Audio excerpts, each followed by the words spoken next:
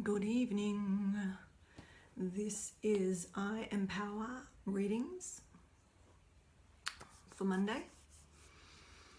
Every Monday, 6 p.m. Australian Western Standard Time. My name is Cynthia Harrison.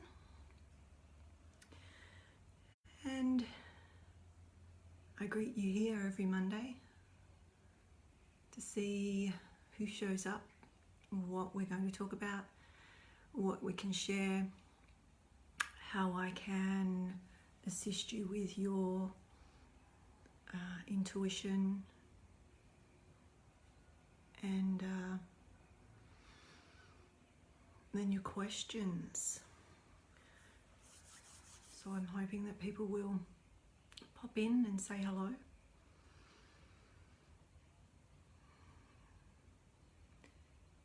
And not quite sure where we're gonna go tonight, but I say that every week. I'm just waiting for my laptop to show. So hello, and once we get a few people on, here we go. I'll just turn my volume down here. There we go. All right. So welcome. As people come on, ask your questions. I think I might offer a free reading, maybe to the people who share, and at the end of the call I'll have a look and offer a 30-minute free reading. So share and invite your friends.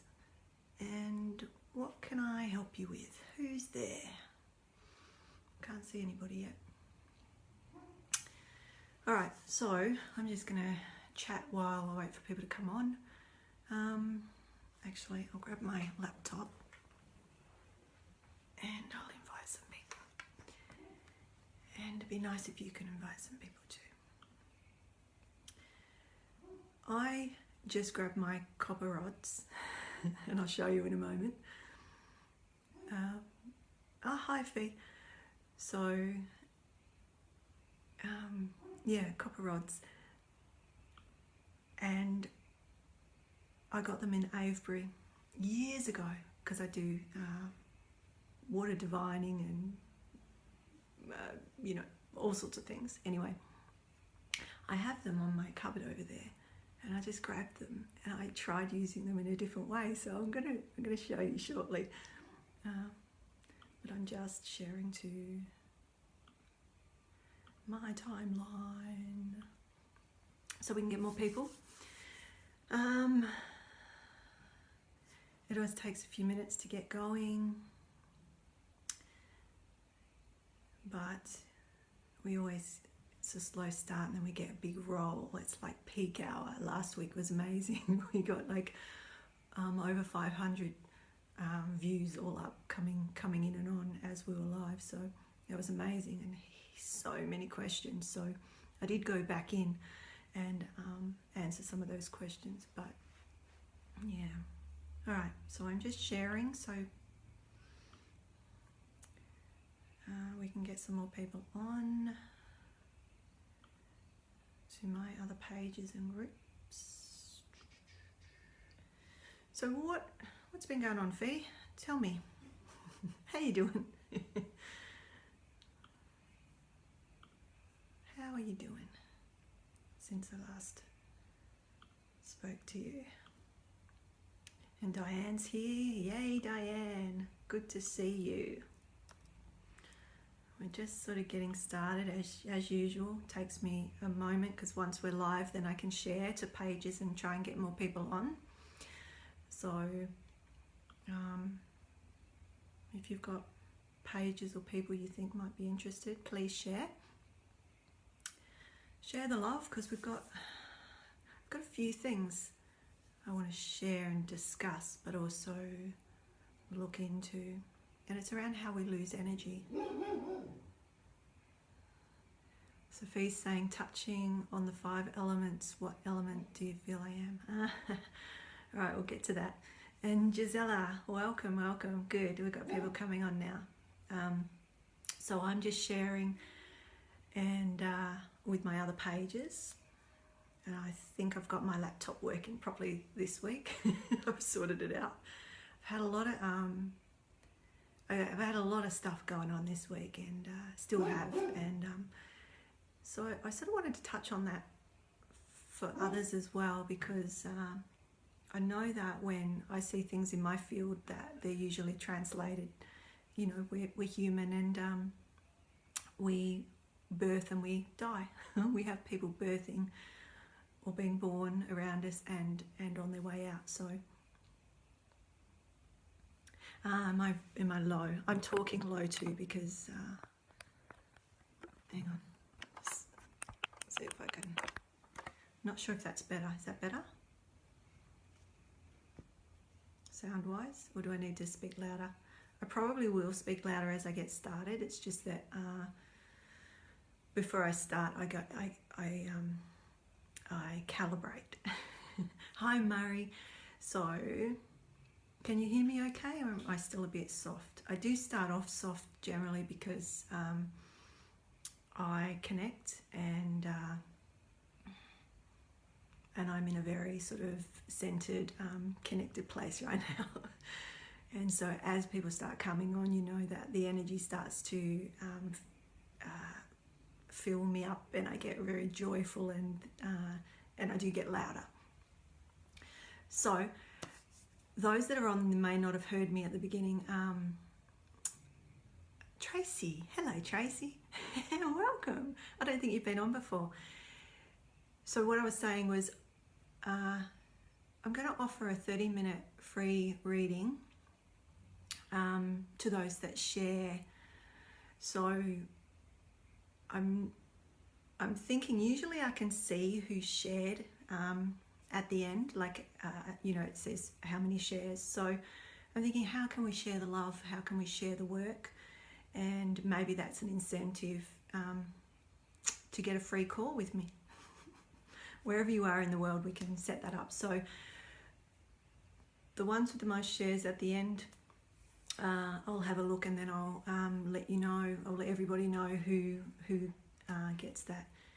And maybe there might be a couple. I'm not sure yet, depending on who shows up, how many show up, and whatnot.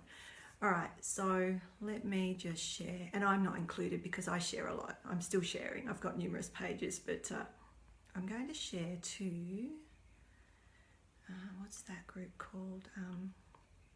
The Perth one. I'll share it to Perth Awakening. There we go. All right, now I'm with you. So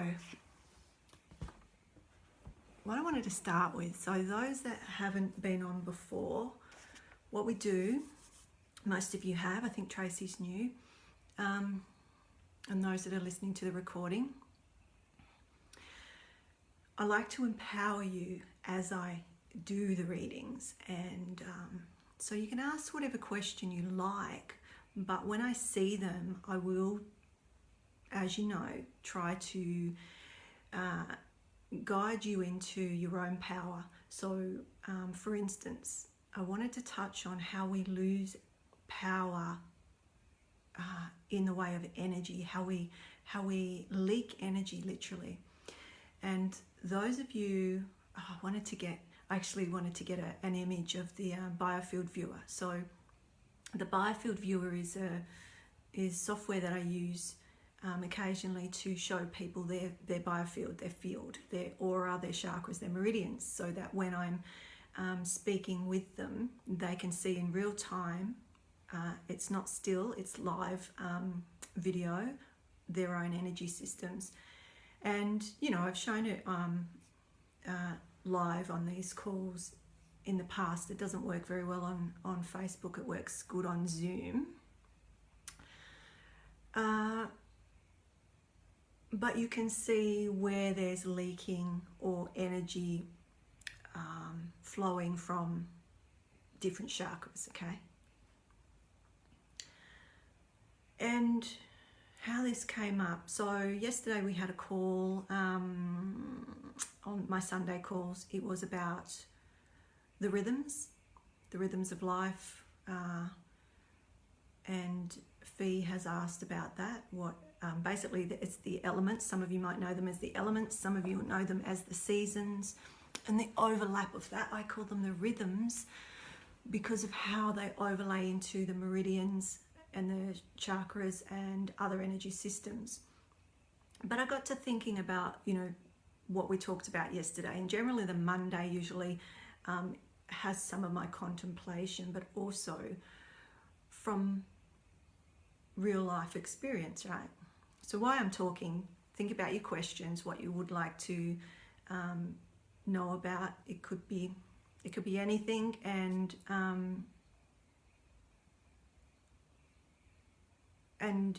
yeah, we just go with the energy.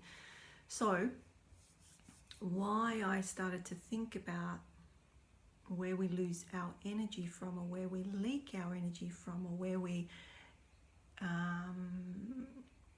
another way of looking at it might be how we deposit energy down timelines into the past.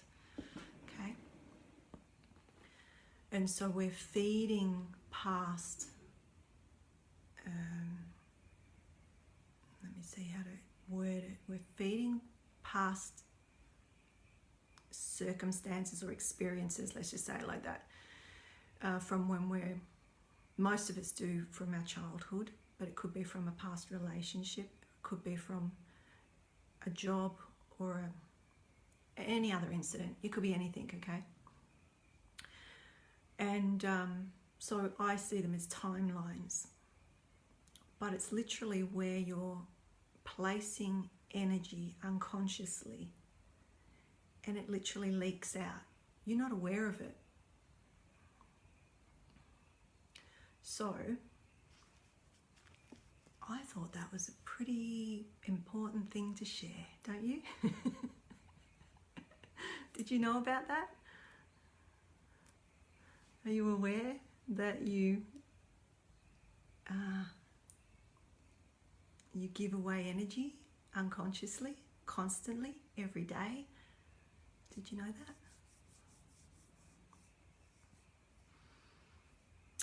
So usually it's from the first three chakras, or the lower three chakras. But what if you knew how to tap into what that felt like, so that when you were doing it, you could identify it and pull that energy back? Wouldn't that be cool? Do any of you know how to do that?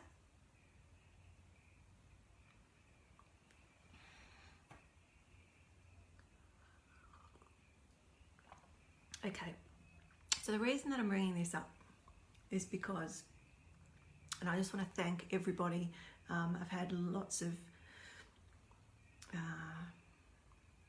people checking in on me, making sure that I'm okay, and that sort of stuff, because of the loss of my llama recently, and I've also I haven't put this out publicly, but I've also got my grandmother in hospital. She's looking at neurosurgery, things like this. So I've got numerous other things going on, as we all do. So how do we stop, or how do we become aware? So Joe Asia, hi. So by making a shield. No, not by making a shield. Now a shield, well, you could, but I'm not saying you couldn't make a shield. You could, but I don't shield, and I don't protect, because the way that I understand energy and experience it, there's nothing to protect from. Energy, everything is energy, and so when you see it in its purest state, its original state, there's no thing that can harm, so to speak. So how can we smart filter, that would be good. Yes. I wonder if Apple can make a smart filter. Anyway, it's really, there's numerous ways, but I suppose it depends how aware you are and how strong your will is. Right? But most people, I'm going to generalize, but it's getting better. There's lots of people waking up. There's lots of people really looking at their own work now and really starting to see truth. So intuition is really about the truth, or like it's seeing the information, or when I say seeing, not necessarily with the eyes, but having an understanding of the information before it becomes matter. So when you tune into your body and you have a relationship with your body and your energy bodies, then you can get a better idea of what it's saying, yeah? So for weeks now we've been doing these Monday calls, and sometimes I give you the answers and sometimes I make you work for the answers, and sometimes I tell you how to get your own answers. It just depends on how many people are on and how many questions are being fired at me, and how I'm told, how I'm shown for that particular person. And it's really interesting. I know I'm jumping around, but that's how it is. It's really interesting that what I've learned by doing these Monday night calls is that how I get the information for each one of you is different. It's really cool. It's really cool. So I don't know if anybody saw last week. Last week we went for 3 hours. That's unusual, but it was because we had this rush hour after the first hour, and that's when everybody just started coming on, and how I was seeing, feeling, sensing, knowing those individuals was different. And to have that experience all at once, person after person, is pretty amazing. Like the human body, our systems are freaking amazing. Don't you think? And so those that were on, you see firsthand how I'm working differently with everybody. And it's almost like it's the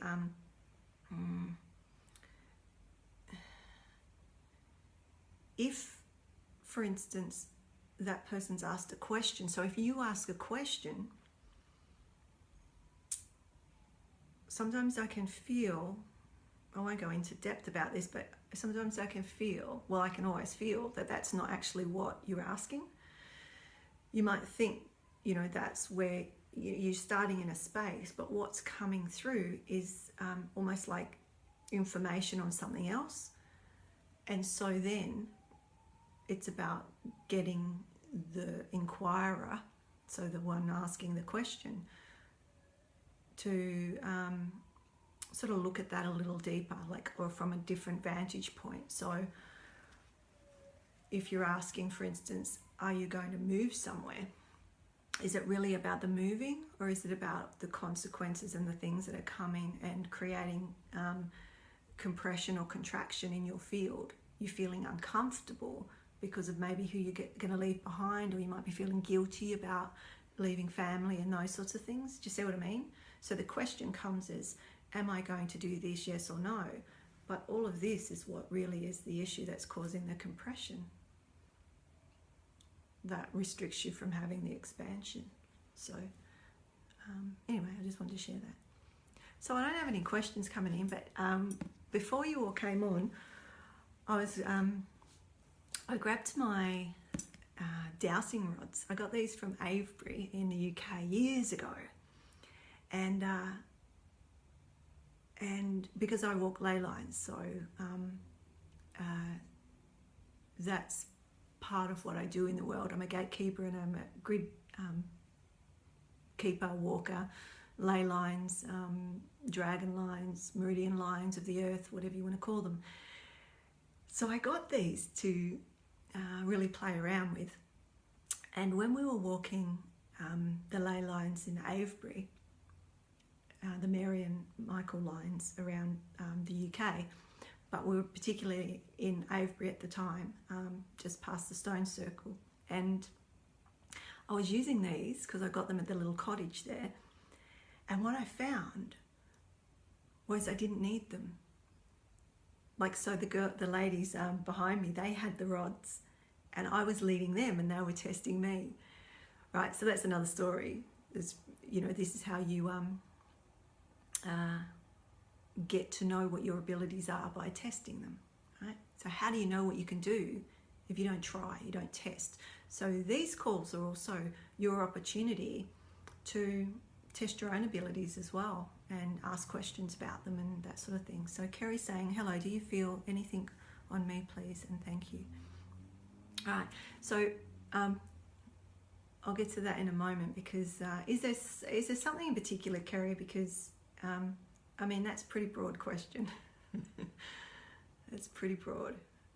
But with these, I'll get back to that when I finish this story. So with these rods, I grabbed them because they sit on they sit on that shelf with some of my other little ornaments that sometimes I use, sometimes I don't. But I was asking, you can use them like a pendulum, right? So watch. So I say, my name is Cynthia. My name is Cynthia.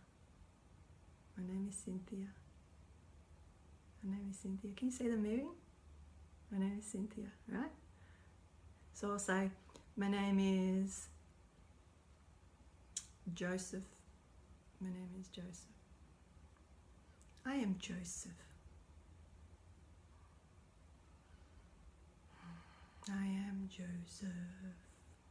Can you see them moving? I'm not sure if you can see them or not.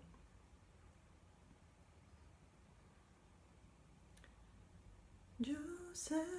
Okay, so can you see? I like to play.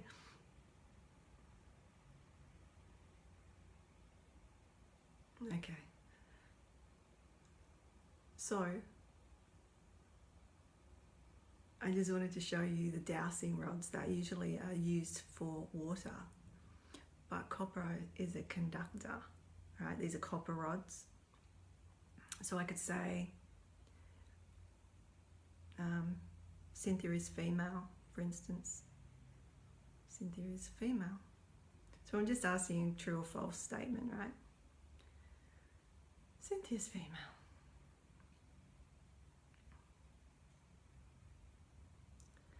So basically, I won't go for much longer because I just wanted to show you, I thought it was pretty cool, that they're moving out wide for a yes, and they're coming in for a no, yeah? All right, so put them away. I just wanted to show you. I like to play with things, but again, they're a tool, right?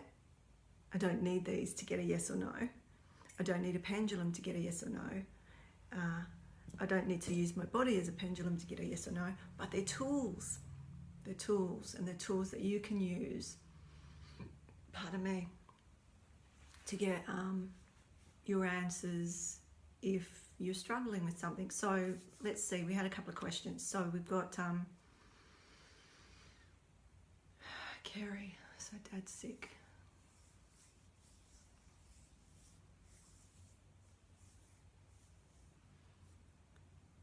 What's Dad's name? Oh, you don't have to give me Dad's name. I can do it. I just like to talk to them direct, but it's fine. I just do it energetically. So Kerry's last name, Kerry Leanne. Kerry Leanne. It's Kerry Leanne's dad. Okay. Thank you for asking, Kerry. I'm sorry to be a pain and want more generic, but on a private call I will do more general and just give you, okay, so I'm feeling a lot in my chest.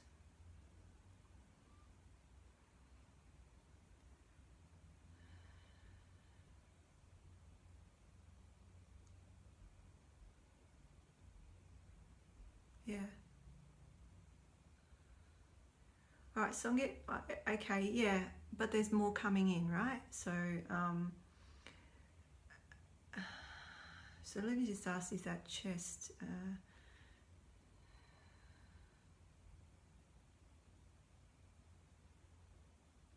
No, okay. So that carries. Yeah. So that feeling in the chest that I was feeling is yours, Kerry. And so at the beginning, I don't know if you. So this is perfect for those of you that were here at the beginning when I'm talking about leaking energy. This can be an example of that. Because if Kerry's worried about her father, and every day she wakes up and she worries about her father, she is giving a percentage of her daily ration of energy, so to speak, to that timeline of her father being ill. Okay, so hopefully Kerry has enough in her quotient for the day to be able to do that. But if she doesn't, and this is for all of you, but I'm using Kerry, sorry Kerry, I'm using you as an example, but it could be any of you. If you are worrying or putting energy or sending circuits out to others and you don't have enough, oh good, okay, I'll get to that in a moment, Tracy, and you don't have enough, you will be at a deficiency, and that's how we get ill. It's a way that we get ill. So if you are deficient, this is just a way of understanding. So rather than going into, full-on complex energy understandings, the gist of it is you every day have, let's call it, we've talked about essence before, you have a quotient of essence. You were born with an amount of prenatal essence, which you get from your mother and father, but then there's postnatal essence too, which you get from food, your lifestyle, how much you worry, and all the rest of it, what drugs you take or don't take, or, all of that. And don't forget to share as well. Just reminding you, share to get more people on so that we can share this information, okay? Where was I? Okay, so if, for instance, you're worrying about a loved one, a family member, there's beliefs and conditioning that you might be trying to pull away from and move on and get on in another area of your life. Oh, thank you, Kerry. I'm so glad. I'm so glad. Otherwise, if it's not helpful, I won't do it. But if you keep telling me it's helping you, then I'll keep showing up.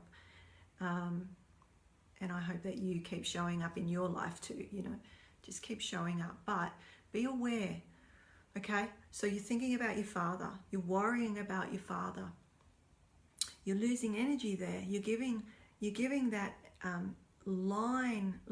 I'm trying to find ways so that you can sort of see it or feel it. So for instance, Kerry, and all of you, you could try it. Sit and connect, either now or later, with something that you've been thinking about, like ruminating about, family. Family's a good one, what you should be doing, what you shouldn't be doing, all of that. That's giving your energy away. And it's usually in another timeline. It's not even now. You're giving energy to things from the past. Because if it's not right this moment, it's the past. It's a different timeline. So you're leaking energy down this timeline to a point in time. So you are tired. You don't have the energy to do what your inspiration tells you to do, because inspiration and visioning, having lots of ideas, does not take energy. what takes the energy is putting them into action and taking the steps forward. So if you're deficient because you're divvying out your energy, 10% here, 5% there, 2% there, 20% there, 30% there, what have you got left for yourself?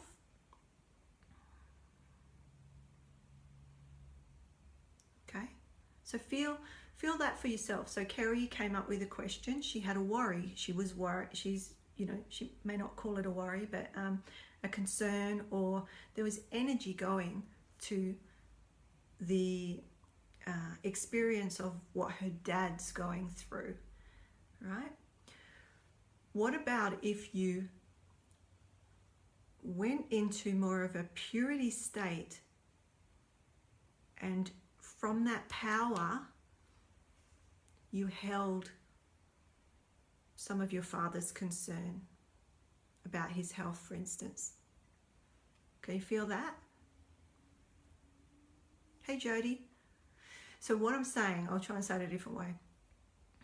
For us, when we are, if you give me, so you're sharing with me some of your concerns and your worries, or your things that are giving you discomfort, for me to hold them takes none of my energy, right? I'm happy to hold that for you,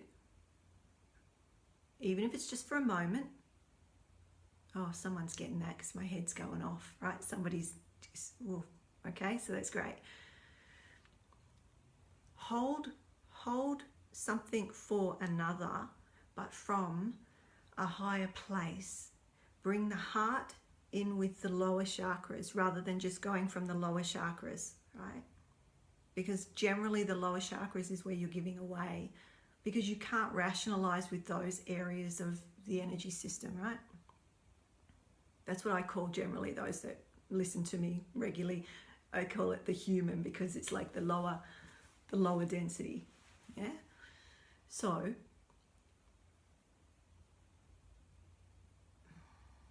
I'm just feeling into whether I keep going on that train of thought or not. Do you get me? Just let me know that you get me, or if you wanted to,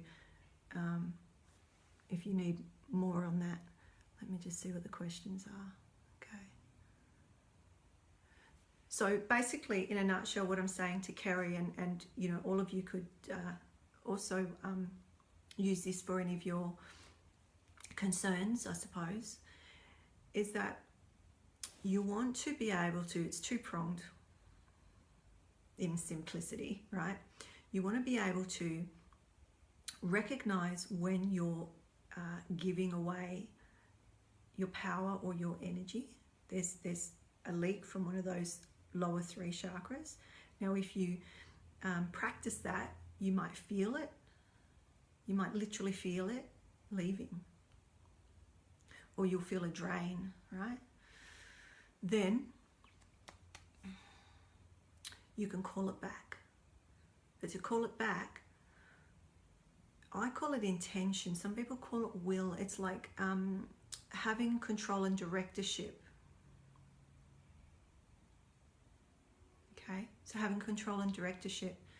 And when you have more control and directorship, which is related to your personal work and your development, because as we raise through the chakras, it is literally our development, our power development, not in power over, but so I think that's it in a nutshell. I could go on forever about this. It's a whole, I might teach about this next Sunday, because yeah, how do you do that? So it's just being aware. Where are you losing? So where are you worrying? The easiest way would be, where are you giving power away? Is there jealousy? Is there worry? Is there you bringing up the past a lot? Those sorts of things. Think of it as you're depositing percentages of your energy to those accounts. And so if you don't have enough yourself, you're going to be in deficiency. Where do you get your loans from? You get it from your cell tissue, your body. So as you get deficient in, you don't have enough because you're giving so much away, or it's leaking out, right? For want of a better word.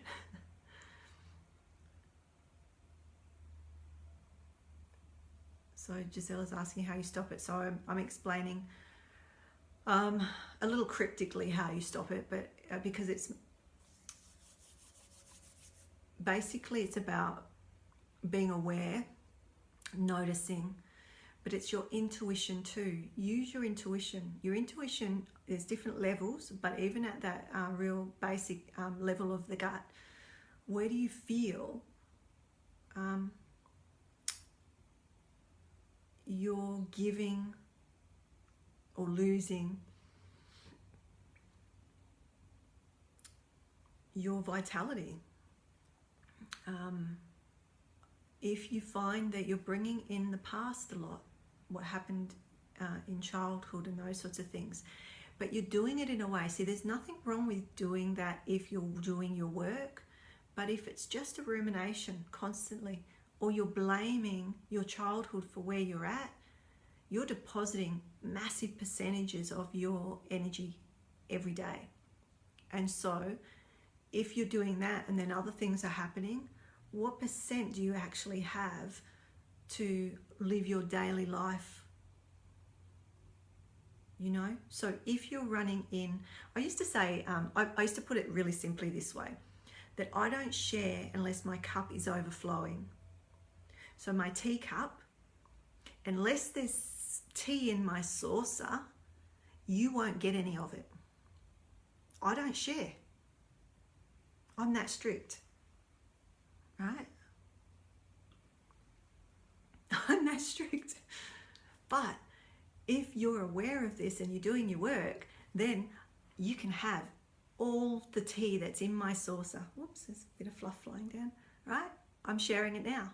I'm giving you all the tea in my saucer, okay? How do I prevent? So I'm going to give you, this is something that I do though, and I do it regularly, and lately I've been doing like every moment, every time something comes in, I basically just go vroom, center, right? Now you don't want to be sidestepping your work, but there are times when it's difficult, and it's like a life jacket. So I have a saying, and it has sort of religious connotations, but I don't really care. I'm not religious, but this one does. But it's the quickest way, and I learned it through one of my teachers told me, and I just ran with it because it works. Every time, so I'm going to share it. Every time you think you want to ask a question, so I'll just think about questions of, you know, if you, we had some last week about partners, you know, are they cheating? Are they being unfaithful? Are they talking to people behind my back? Are they, you know, all of those sorts of things. Psh, waste of energy. Psh, you're leaking like nothing else, right? There's leaks. If there's an intuitive hit that something's going on, then you need to stand in your truth and your power and address that. And do you get what I'm saying? Like the rumination is where you're losing power or essence or energy. So I say, seek first the kingdom of heaven, right? There's a whole nother side of it. I don't get into that because it's really just a mantra to get me back. As soon as, for instance, if I start to worry about my grandmother, for instance, I go into that and I just go, no. So basically I'm saying, go direct first. There is nothing more. It's all an illusion anyway.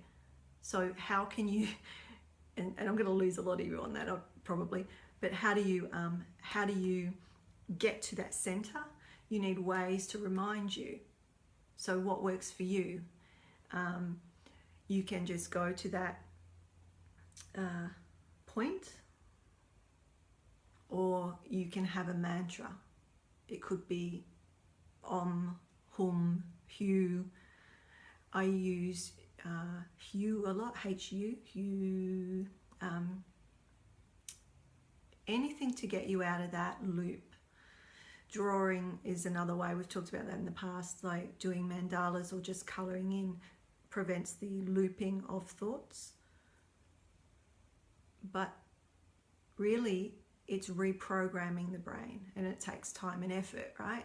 So it's just literally come back. Every time I think about anything in the future, it's like seek first, direct access, seek first, direct access, seek first, direct access. So I just say Kingdom of Heaven, because that's how one of my teachers taught it to me. It's from one of the books. I don't know which one because I'm not religious, but it comes from there. Seek first the Kingdom of Heaven, and then I think it goes on to say something like, basically everything else comes from that. And I don't know. I'll have to look it up, but the point is not the actual saying, it's the way of getting back to center. Because when you're in that center, none of it is there anymore. And so if you're in really difficult situations, you know, somebody's dying, or, you know, like really difficult things like, you know, when's the right time to put an animal down, which is mine, that keeps coming up for me. I've had three of the, you know, very old animals. When's the right time? Or, you know, my grandmother's 92 and she's just had a massive head injury, and they want to do neurosurgery, and she's saying no, right? She's 92. What, you know what I'm saying? Do we worry about that? Or do we allow the intelligence, the universal intelligence, to come in and guide us on those things? So I hope that helps. That's what I do.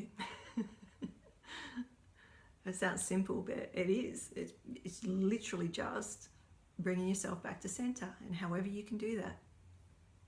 And then, you know, once things pass, you can start to look at what it's showing you in a deeper way when you've got more strength, because you're not leaking your energy. Going back to the leaking of the energy, right? So if I'm constantly worrying and leaking the energy, I can't sort anything out anyway. I can't take the action because I don't have the energy to take the action. So the will is in the higher centers. We're never going to get up to the higher centers to be able to take the action. So I hope that makes sense. Someone else was asking a question. So if this is helpful, please share with your loved ones or your friends or your groups or whoever. And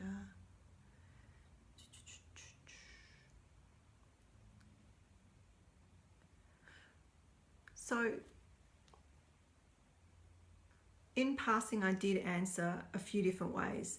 There's pulling but there's more to this. It's a bit more complex than, you know, I can explain here. I mean, I suppose it's not, but you pulling the energy back, but you need to be aware that it's leaving to be able to pull it back. Does that make sense? So the work to be done is to feel into it.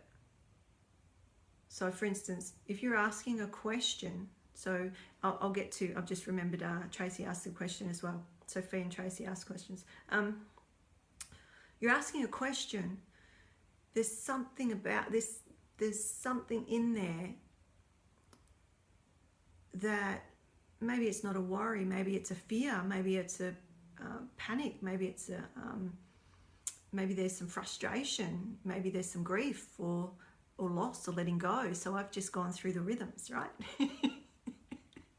Did you catch that, Tracy? I just went through the elements. I went through the emotions of the elements, right? Fear, anger, panic, over compassion or worry, and grief, and letting go. The rhythms. They link. It all links. They link to the sensory styles, which we did a few weeks ago. They link to the meridians.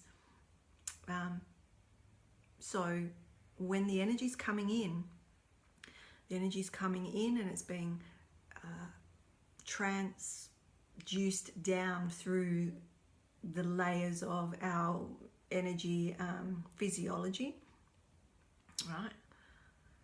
But if you're, depending on how many, I call them timelines. I'd love to draw you a picture. But just imagine the lower three chakras having these whirly lines to something off in your past. So the energy comes in, you're getting your, it's going around, it's flowing in and out all the time. But your energy is filtering out through these timelines into past experiences, right? And then the investment that you're getting back on that is at a deficit. So it's about catching. First of all, this is what I'm going to say. It's about understanding what the body's telling you, which is what I say all the time in numerous different ways, because that's what my deal is, right? I'm all about why we do what we do, what the body is telling us, and that's physical body and energetic body. What the field is telling us, what the metaphors around us are in, the information's all there. So it's about observing and paying attention and getting your codes or your data or your information. So how do you stop it? Well, you've got to know that it's going first, don't you? So that would be paying attention to where your mind is, what you're ruminating about, or what you're, are you worried about money? Are you worried about your job? Are you worried about relationships? Are you worried, like what is it for you? Because there will be most likely energy going. Well, I say most likely there will be energy going out, right? How do you switch it around? So let me,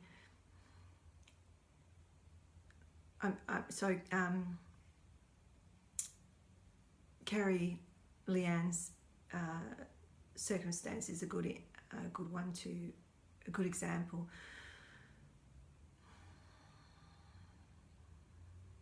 So you have a family member that's ill, and I do too. So I could be putting all my energy to worrying, because I can't go and visit. I can't talk to the medical people because it's in a different state. She's in a different state. I can't even go and see her. I can't even talk to her because she's got a head injury, So I can just send her text messages. Maybe she's got a phone on. I don't know. Do you see? Can't worry about that. I do it. I find out what I need to, and then I bring my energy to a place of empowerment, and I share it in a positive of love. So it's more of a generosity of giving and holding the support in a way that it's not taking from me, because she would not want to do that. And she's not, because we do it. We do it to ourselves, right? So if you've got, okay, so it might take you a while to get this, but if you are worried about a relationship, just say, there might be an ending of a relationship. Yes, there's a lot of heart stuff, but it's about, as much as possible, coming back to center, because where there's an ending, there's a beginning. When you separate, I wrote about this a while ago. I've got a blog on it, in fact. because it was when I had this like major aha moment of, as we separate from something, anything, when there's separation, you're actually moving. So watch my hands, there's separation, but you're actually moving towards and closer to something else, right? As there's compression and contraction, there's expansion and propulsion forward.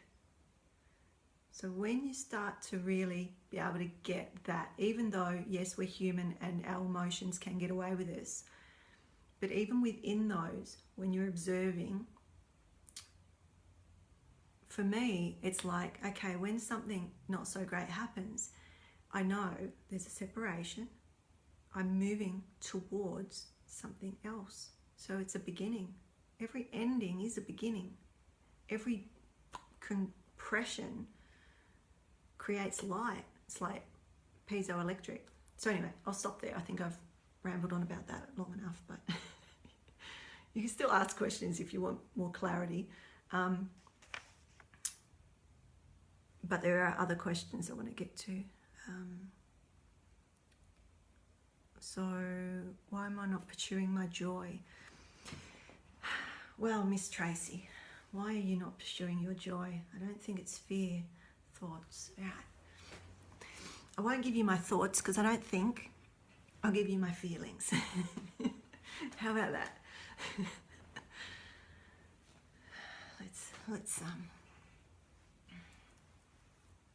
So I'm drinking Barocca, by the way. Why am I doing that? To support my nervous system, because there's a lot going on, right? So just letting you know, B12, the B vitamins support your nervous system. Okay. We need our minerals and our vitamins, especially if you're on your spiritual path, because the amount of energy that you have coming in depletes the physical body of certain minerals, so you need to be keeping your minerals up, yeah? Okay, so Tracy.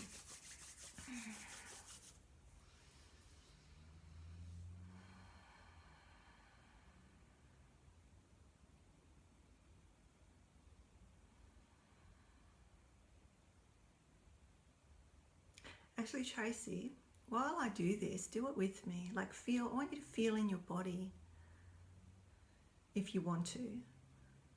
But feel in your body. So when you say, why am I not pursuing my joy?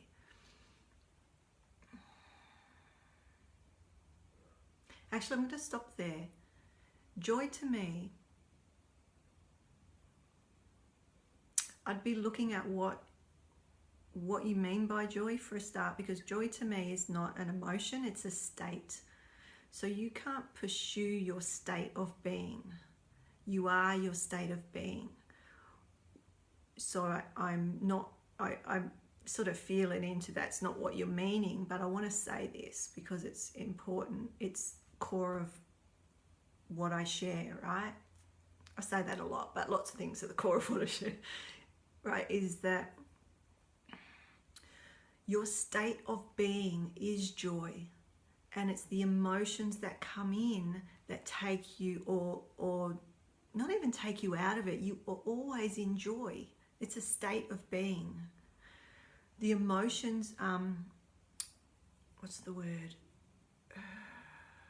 Distract, or it's probably not the right word. I can see it. I'm trying to find the word that fits. Hang on.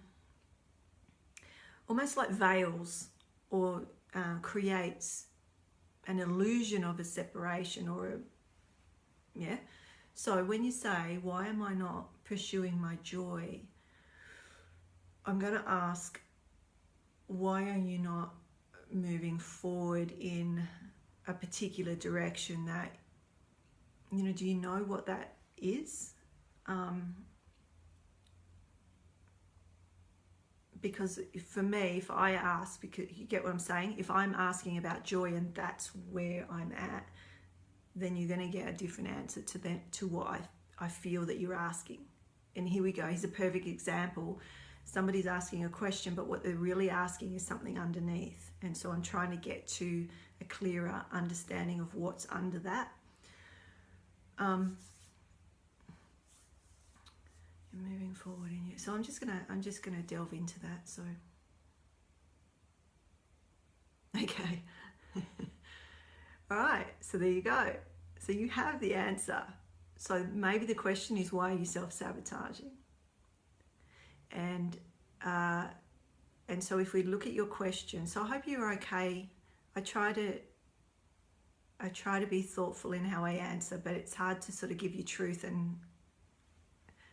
and shield, you know, personal stuff as well. I think it's the value issue. Because yes, ooh, feel that. Can you feel that? I don't know if you can. Can anyone else feel that? Yes. Okay. When that came up, the value issue, it like just went hit, you know, through my head. Okay.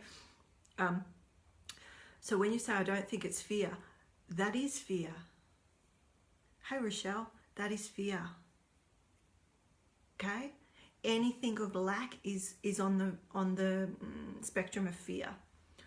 So that's what I'm saying. So if you've got a state of joy, which is just pure you, thank you for all those multitude of faces, all sorts there. What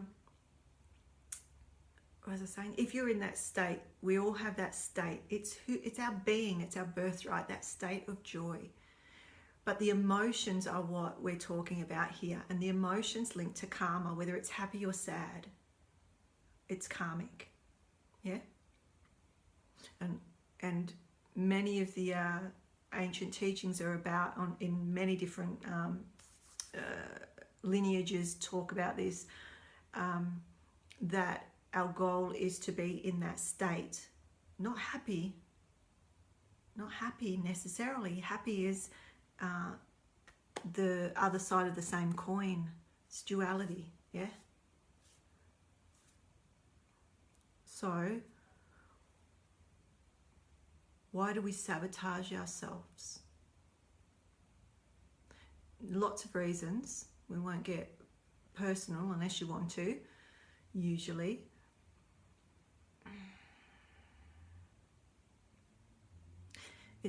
It basically comes back to that core of how we love ourselves and our worth. So yeah, value. The work would be, where does that sit? Where does that come from? Where is that belief held? Hi, Susan. Do you know Rochelle? So, so sit with that, and I just want to say, please share. And I don't know if the people that are on now, I'm offering a free or a complimentary 30-minute reading for those who share. And I'll have a look. I might do 2 depending on, you know. But anyway, share anyway, because there's lots of different information in these calls that can be helpful. You know, for people who are dealing with difficulties and just want some tips on how to come back to center and whatnot. So, why do we sabotage? Right? So we move forward towards something that we want. And this is beautiful, Tracy, because I'm going to use that as a teaching point for some other things as well. So for instance, for no worries, Tracy, thank you for popping in. And I'll continue to use this so you can come back and watch the recording, because I'm going to talk about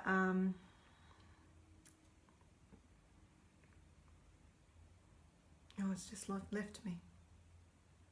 Oh, self-sabotage, and when we're moving towards something, why we don't complete the goal, or when we're moving towards something, why we undermine ourselves. There's also another side of it, which is what I was going to say, is that, yeah, no worries. God knows how long we'll be going. If people keep asking, then, you know. So have a great call yourself. Lovely to see you again.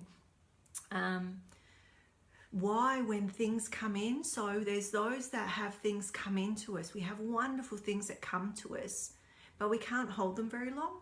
Have any of you had that? So for instance, you want more clients, or you want more cash flow, or you want more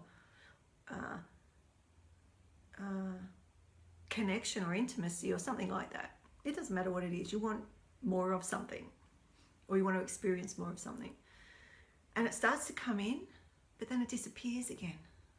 You can't hold it. So Susan's saying yes. Oh, I think there's another question. Let me just see. Someone else has said something. Oh, Susan. Yeah, I feel stuck. Oops.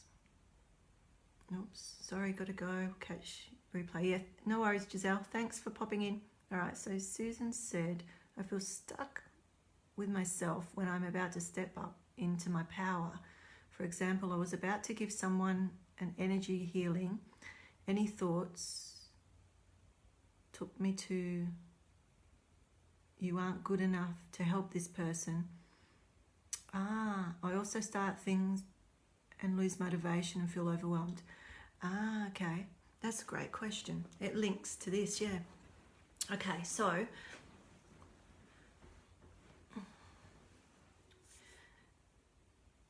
I'm going off on a side note, so bear with me.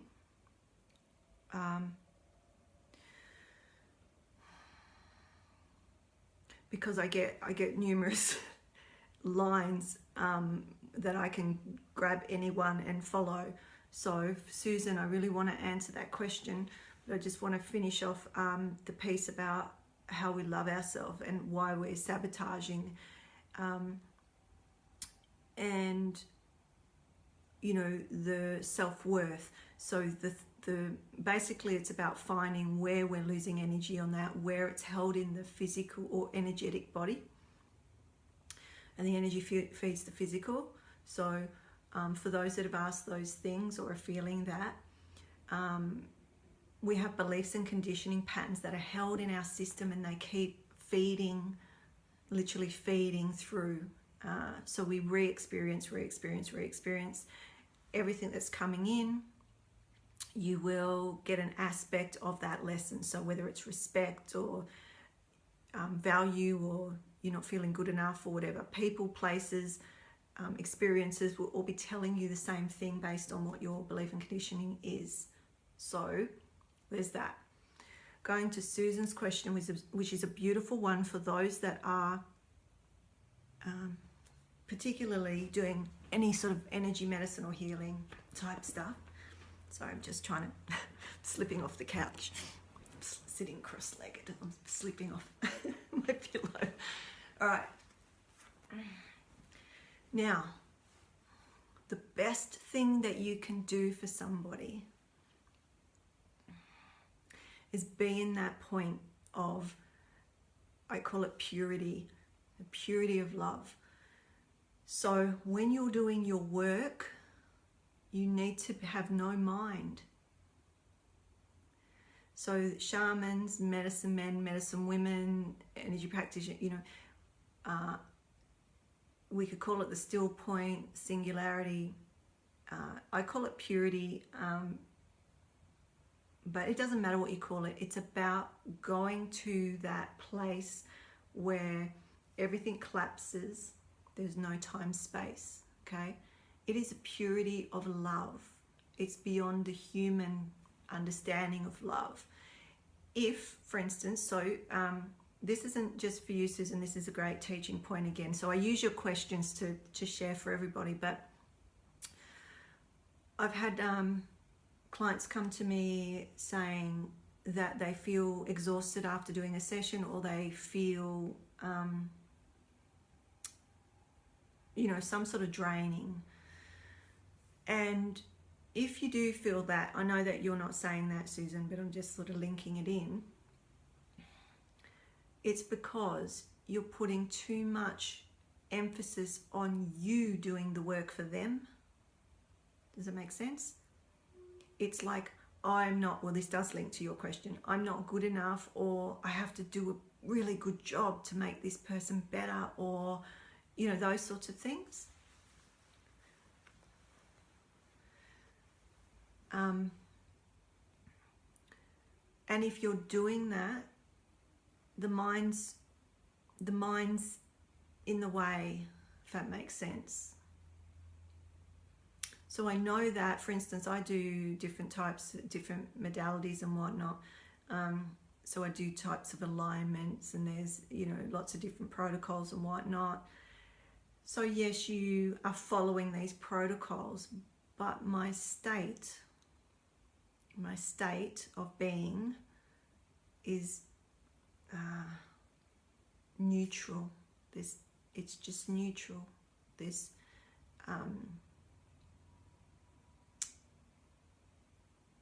yeah, I'm trying to find the words to explain that clearer. So I hope that makes sense. Yeah. So practice going in with no expectation.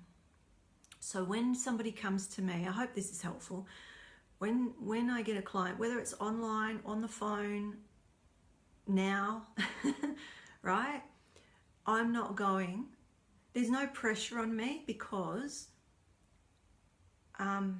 it's not me on show. I'm not doing a performance for you. I'm sitting here, I don't know what you're going to ask, and I don't know what the answer's going to be. And it's about really showing up in truth and trust, right? To share, not from the mind, okay? There's no mind. There's no mind. And when I'm in no mind, I allow what needs to come through. Sometimes I'll tell you stories, and I've got no idea why I'm telling you this story, but you can bet your life that, hi Kath, you can bet your life that those stories will be exactly what somebody needs to know. There'll be a metaphor within that story. So I tell story to teach and to share. And it's taken me years. I still sometimes go, why, you know, and some the people that pop in and have come for sessions and whatnot, they know I tell stories, right? And sometimes I go, I don't know, where is this one going? And I just tell the story, and I observe and I watch, and by the end it's like this massive aha moment, because it's where we are used as the tool for that divine energy to flow through, and so it will come through us in a way that the humans can understand, right? So try to go into your work with no expectation of yourself, and no expectation that this person, you know, anything about it. So when somebody comes to me, I say, you know, basically I link into the divine, and I say, what does this body, this energy need today? I ask everything. There is no point that I'm thinking, oh, I should do this, or we learned this in this class, or what. No, I don't work like that. That's why I have so many modalities in my toolbox, because I don't know what you're going to need, and half the time it'd be none of them anyway. I'll be told to be in that purity, and it's that energy, that divine energy, that does what it needs to do. So I hope that helps, because then it's got nothing to do with you or me, right? Other than you're being used as the vessel for that energy to come through, and the clearer and cleaner you are, so to speak, the more that you can hold that purity of resonance, the better the outcome. So your job really, or our job really, is to keep ourselves immaculate, you know, in good health, in good emotional health, in connection. If you feel like you're losing that direct connection, or if you don't feel you have it, then that's your work to gain that connection. I mean, we all have it. It's just a matter of how veiled and what other distractions and where your energy's leaking and going and whatnot. Does it make sense? Did I answer that question? Let me read it again to make sure.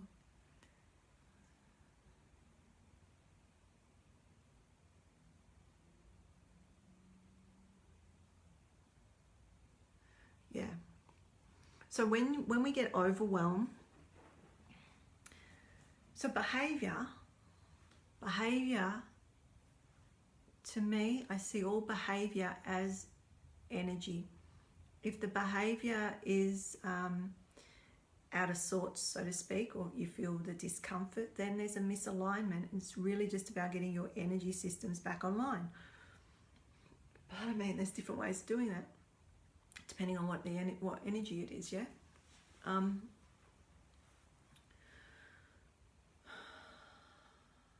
So when you're working on somebody, and this could be in any profession as well, it's the same thing. If you're putting all of your, like you're putting too much focus on the outcome, what I've learned, and I'll share this, is that for me it's about the process, not the outcome. The outcome, there is no end, so to speak. So when you're in this, I suppose, causality, this constant flow of causality, it's the process that's important, not the end result, because it's like, where is the end? I know, I sometimes I'm a bit cryptic, but they're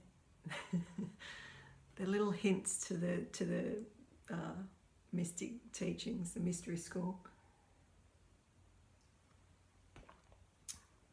It's basically just saying, look at, be in the now, be in the moment of what you're working towards, rather than looking at the end point. And if you stay on track, so you know, if you have a goal, you place your goal or your sub goal, but then you leave it, you set it and forget it. So the mystical way, so mystics have a different type of way of working. Let's say we place our intention and we forget it, and then it's just about the process, and then bam, it comes. If we focus, the magnetics of that is actually like having the two magnets flipped, and you never get close to it because it's constantly pushing away, like having two magnets. Have you done that? I used to have two magnets on my desk when I worked in an office, to show that as an example. And when you flip one magnet, it's like, whoop, like it's no effort at all. It just comes. That's manifesting. So there's different ways to manifest. And I found, and that's why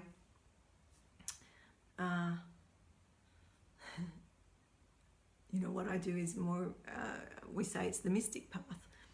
It's a different way of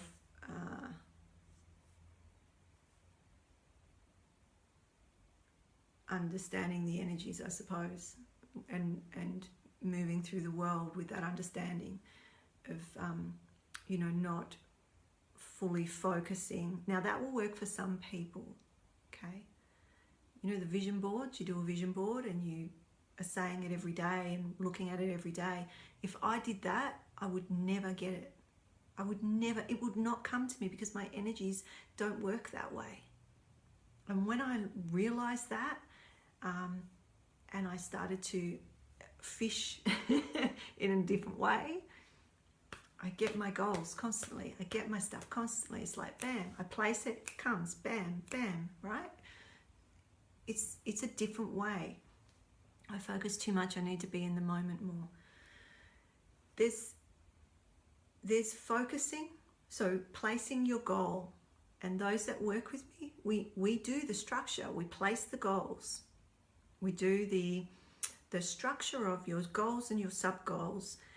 And basically it's like any other mentoring and coaching, but I work with the physical and the energetic, the mind, body, spirit, like everything's included. Because what's showing up in one area of your life will show up in the other areas of your life. So once you've sorted that out, every other area seems to shift into shape, so to speak. But if you've got that trajectory, you've placed your goals and your sub-goals, and then you leave them, because the intention is placed. And when you can place your intention with that purity of love, I suppose you would call it, that that direct placement with a knowing, right? You set it and forget it. And then the rest of it is more about knowing when you've gone off path. So when you've gone off path, how does that show up? So it sort of links back to where you're leaking energy, where you're holding your beliefs and conditioning patterns in your body or in your energy systems. How you can get back to center. So where are these beliefs coming in that, for instance, there's been a couple of people saying that, it's about value or their worthiness, or sabotaging. That all comes from a belief somewhere in their field. So you can't just think it away. Especially if it's from the lower systems, you cannot think it away.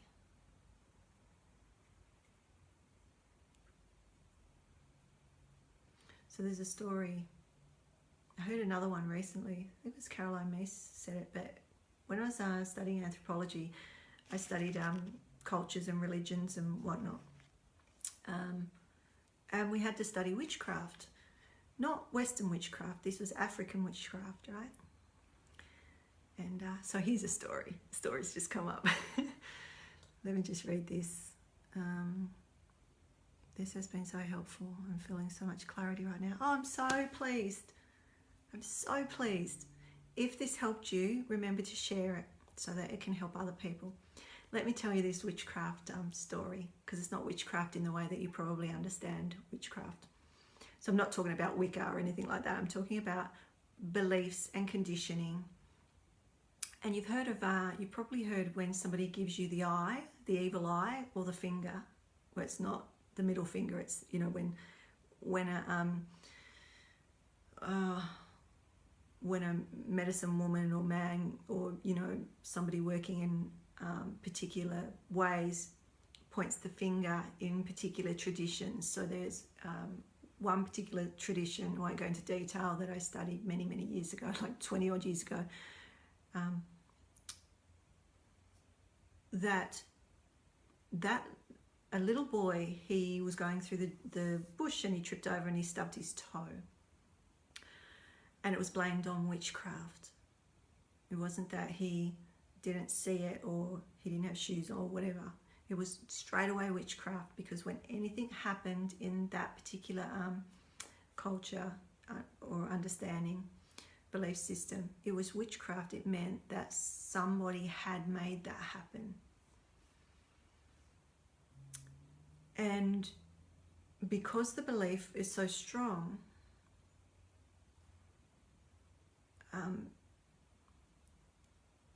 it sort of grows the energy of that. So for instance, there's another story of somebody else getting the finger pointed at them, and the finger pointing at them is sort of like a curse. Now, because of the belief system of believing in the curse, that person got very sick and nearly died, right? It's the belief system. So then you think about taking it back to the chakras and the sort of the tribal connections of the first chakra. where our superstitions and everything are held and learnt, right?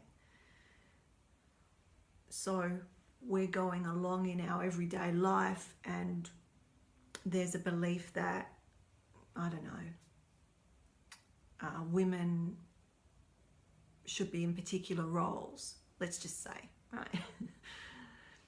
And you are an entrepreneur and or an energy healer of some description, and that's outside of what the belief system of your culture, your tribal culture, whatever that might be. You know, it could be, you know, growing up in the west of Sydney, or growing up in, you know, I don't know, California or Hawaii or London.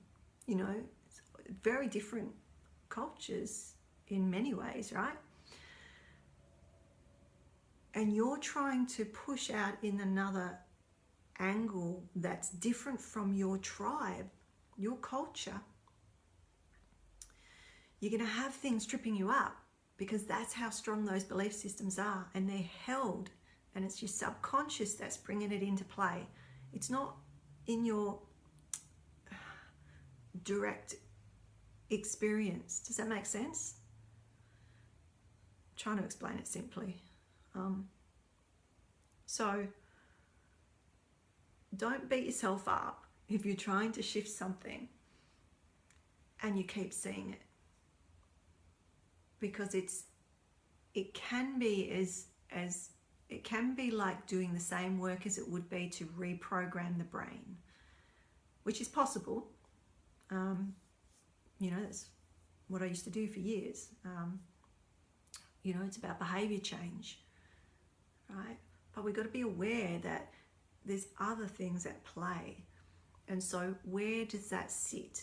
Where are you losing your energy? So some of you may not have seen the beginning of this call.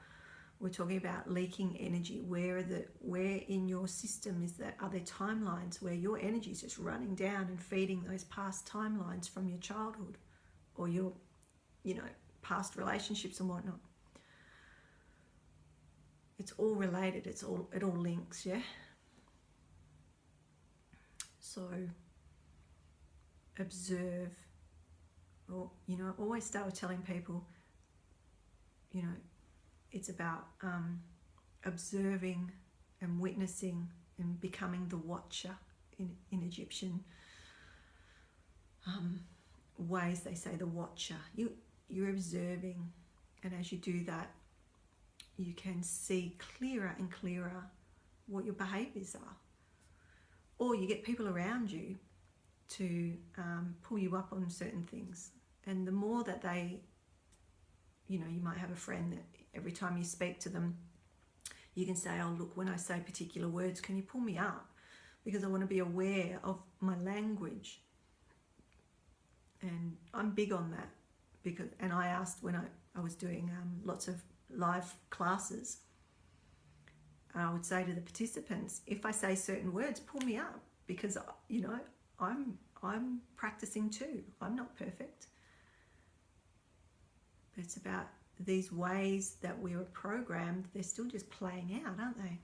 They're still just playing out, and we've got no awareness until somebody brings it up, or you might record yourself and play it back and realize, oh, you're saying these same words, or you're going into these ways of being that don't serve you anymore, and they're from the past, and they're from this heritage that is lush and beautiful, but there are particular ways that maybe need to be expanded to include new ways of being now. Hope that makes sense. Any questions? Any other questions? We're not getting many questions tonight.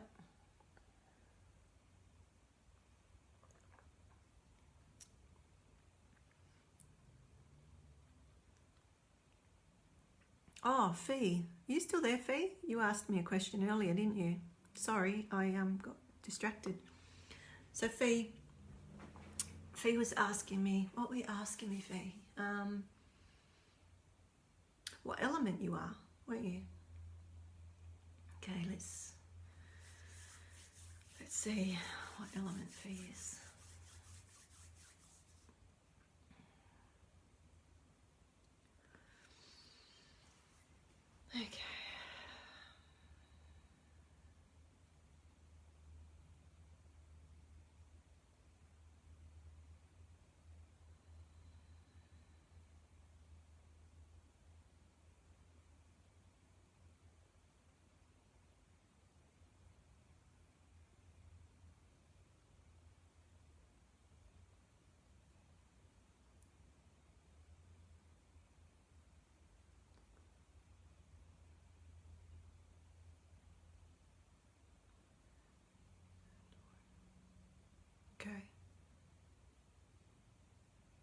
Water, earth. Oh, you're there.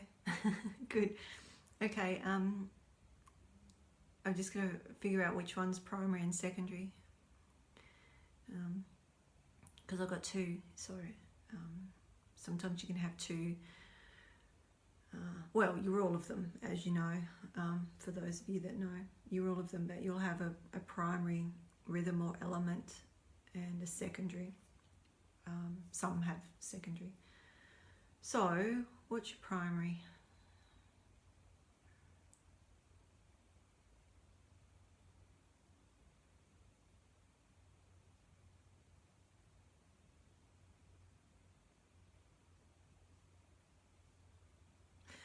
Can I ask you what you don't have to tell me, but I'm wondering whether you have asked, or whether you got what you think you might be, and I'll tell you what I got. Did you do the quiz that I sent you? Sorry, Sophie was on the call yesterday where we learned about the rhythms, and I sent a questionnaire that she could use. Because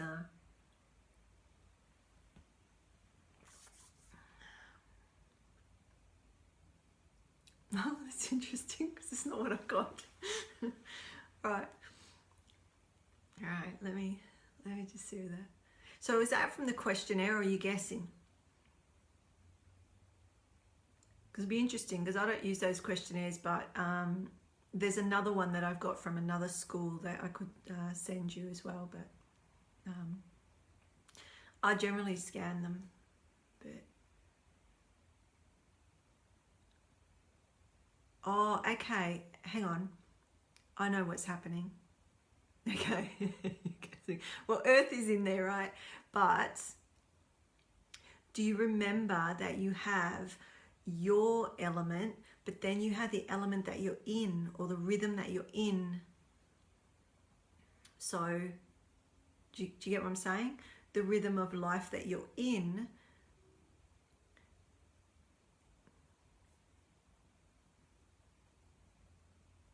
So you could be going through a metal cycle of like lots of loss and grief and whatnot, but you're not that element, so to speak. It's like you're going through that rhythm.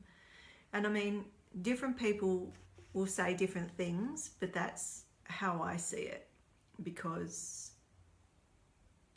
I can pull in, you know how I was talking about, I pull in aspects of different rhythms that I might be needing, for instance, to if I want to build something sort of that's more external, like, you know, a business or a course or whatever, my natural rhythms aren't that way inclined. So I would have to pull in other aspects of other rhythms to give me that sort of structure, because my rhythms are more flowy and you know, and tend to sort of let things go.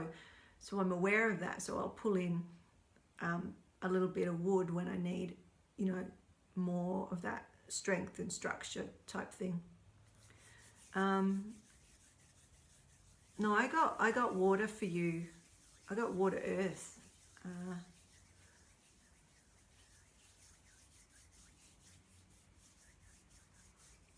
Yeah, and knowing you, Fee, I think I know you fairly well now. I don't see you as metal. You could be going through metal. Does that, you get what I'm saying? Like you're going through a change, or you know, there's particular elements or meridians that might be causing you difficulty. Actually, you were talking about teeth the other day, and that's part of water as well. Yeah, primary water. Yeah. So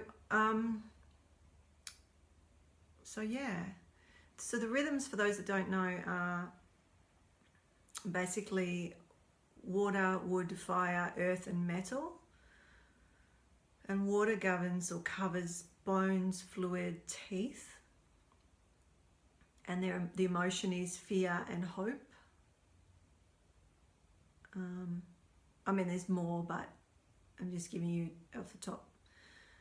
Wood is about muscles and tendons and ligaments. So if you're having a lot of difficulties there, and nails, your fingernails, that's to do with wood element, and the emotions are anger and frustration. So there's also meridians that go with it. So if those things were coming up, we would be checking the meridians that link to those elements. Fire is blood vessels, and yeah, I'm primary fire, and I have a lot of problems with most of my main veins have collapsed because, and they're tiny, like my veins are tiny. I have a lot of not problems, but I have tiny little veins, even my main arteries. So you know, I won't have varicose vein problems, put it that way. But yeah, it's panic. The emotions are panic and hysteria. So it's like a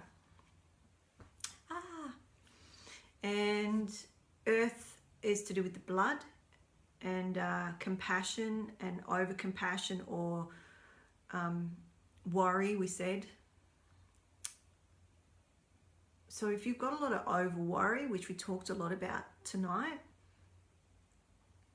I'll test in a moment, Rachel, if you like. So if you've got a lot of worry, you know, we could also look at the stomach meridian, because stomach meridian is part of the earth rhythm, and the emotion to that is worry, or you know, not taking care of your own needs is a big earth thing as well. And the last one is metal, which is skin and hair. And the reason, you know, some of you might have heard me say about if there's, you know, lung issues, lung meridian issues, you could have skin problems like rashes, or you know, breakouts, or different like itching, different things, because it's in the metal element or rhythm and is related to the skin. So it's just a bit of an idea of how it all pops together. Now that element metal, the emotions are grief. So lung is like grief and sorrow, and large intestine, which is the other element, is about letting go or holding on, not letting go. So it's this cycle, and it all basically gives you an idea of how you move through the world. So I think there's only 4 of you on at the moment. So share if you haven't. Get some people on.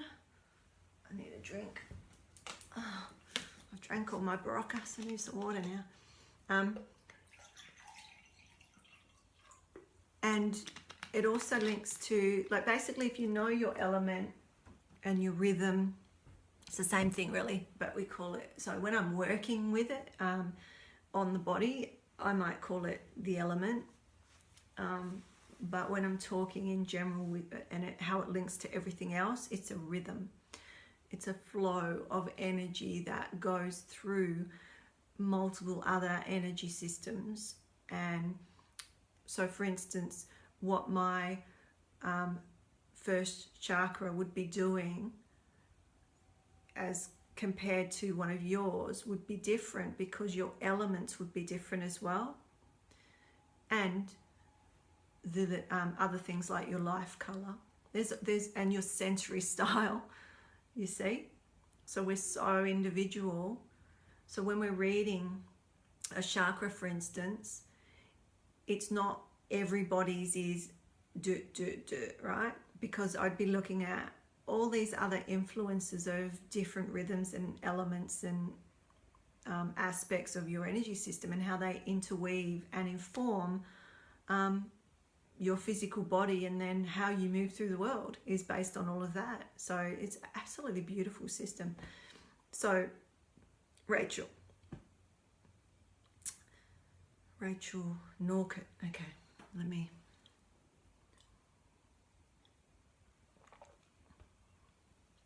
So when you're working with energy, you'll see me drinking a lot. And when I work with you, if I do anything, even on a call like this, I want you to drink water, because it assists the well, water's a conductor of energy, but it also assists things to move through. So if we're shifting anything, or if you're feeling like something's shifted, like even through our conversation, because what I'm doing as I speak, it's still energy, okay?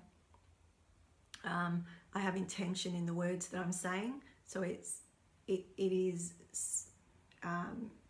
it's like an energy. It's the movement of energy, all right? So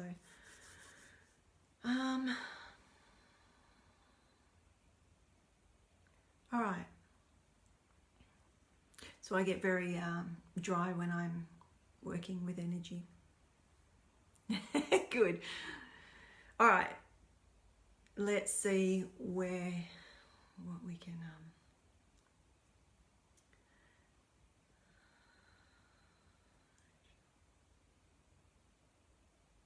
So there's a few ways that I can ask it. Okay, we'll just start this way. Oh, thank you, mate. Okay, I feel your energy differently. I don't know if you can tell, but it's interesting how I'm feeling your energy. So I love that. That's what I was saying earlier on, that I actually feel, because there's so many different people from all over the place coming on, that when I sort of link in, I get the information different. It's it's interesting. I like it. All right, sorry, get back to work. All right, so Rachel.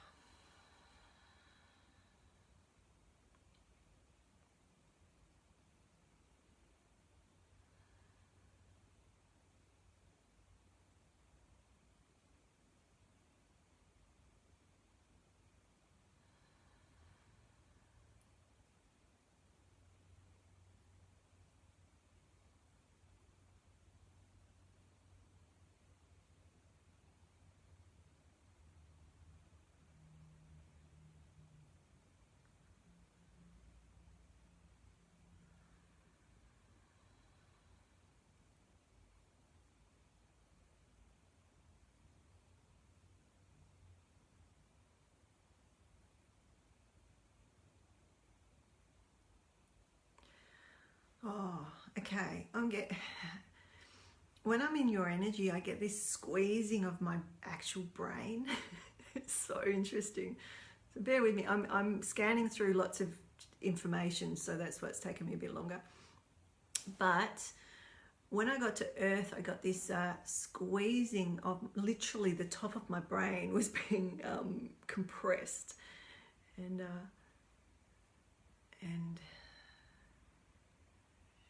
I think that's how your energy feels. That's how you speak to me. You squeeze my brain. So let me just see what you're. So.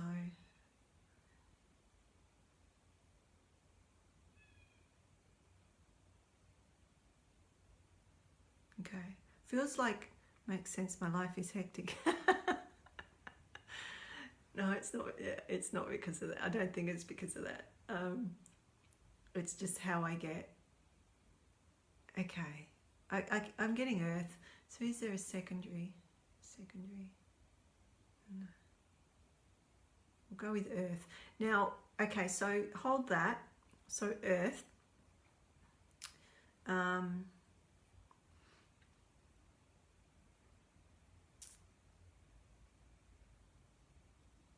Okay, Kath. So I'm just umming and ahhing because I'm trying to work out how I can show you or oh, actually, I think I can put an image up. Let me just see, because I'm not sure if Rachel, you know what I'm talking about. So I want to give you a visual. But on my laptop, I think I might have an image on my desktop that I can just copy, let me see, into the chat. Oh, I do. Okay. So I'm going to do that so that you can see what I'm talking about, just in case you don't know. All right. If I can. How do you do that? How can you post a link?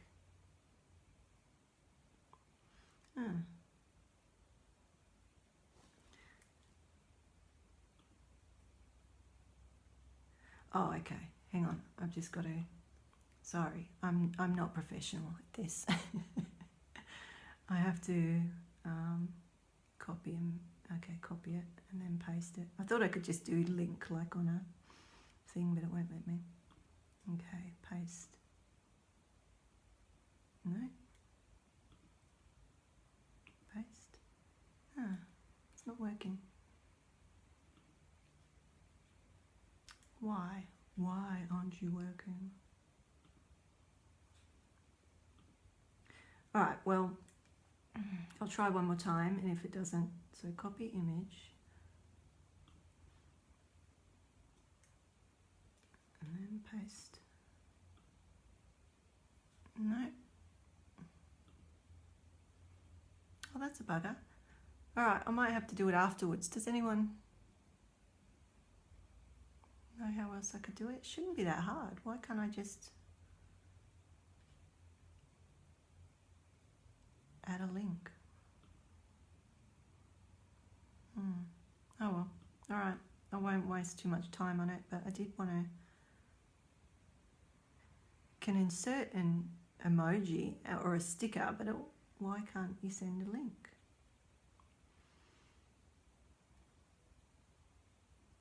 All right, I'll just, sorry, I have got an image on my laptop. What I'll do is I'll put it in the link afterwards.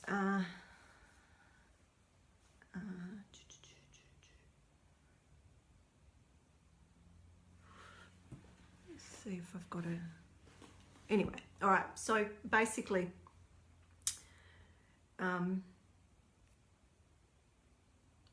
it's hard without an image to show you.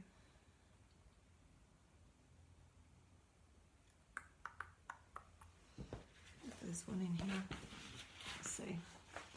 So I did a class on this. Oh, yes.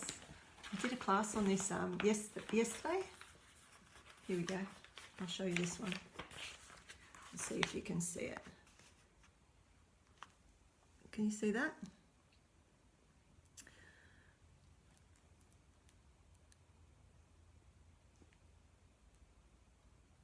All right, so Earth is here, and you've got stomach and spleen meridians. So there's so much to it. There is just so much to it, and I'm going to redo the class. I did it yesterday for another platform, but I'm going to redo it, and I'll do it this week, and I'm going to do it probably on Facebook and just record it that way. But we will go into a lot of the rhythms and how they interrelate and all the rest of it. So in saying that, how is that information going to help you? Because if you don't understand what they are, then how is that going to help you? Do you see what I'm saying? Like, yeah, so what, your Earth? What you can start looking at is when you're misaligned in your energy, are you over giving? Do you give too much? Do you worry a lot? Are you not taking care of yourself? Do you find that you See, some earths, they will feel the pain of what's happening outside. And so to help them, they help others type thing. So for instance, it's like big mother energy, you know, you just want to, you just want to take care of people and have everybody happy, basically. So it's that mother, you know, real mother energy. Does that make sense? But because it's about compassion, right? But you can be over compassionate. So that's what I was talking about earlier. If you didn't see it, you can go back and watch it, where we are leaking energy or giving away energy to other things or other people, and then we don't have enough left for ourselves. So it's that. Yeah. I try to help too many people and lose myself in the process. That's earth. It's also kinesthetic. Kinesthetic is a sensory style where you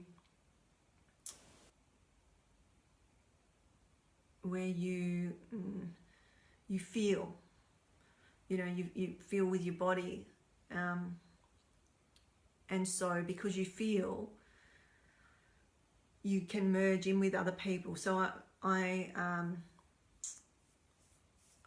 kinesthetic too, and so it's funny because mine's changed.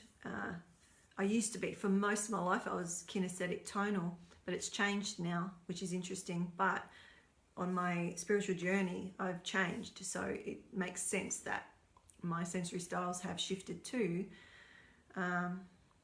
Anyway, that's it for that. And Kath was asking what she was. Let me see. Okay.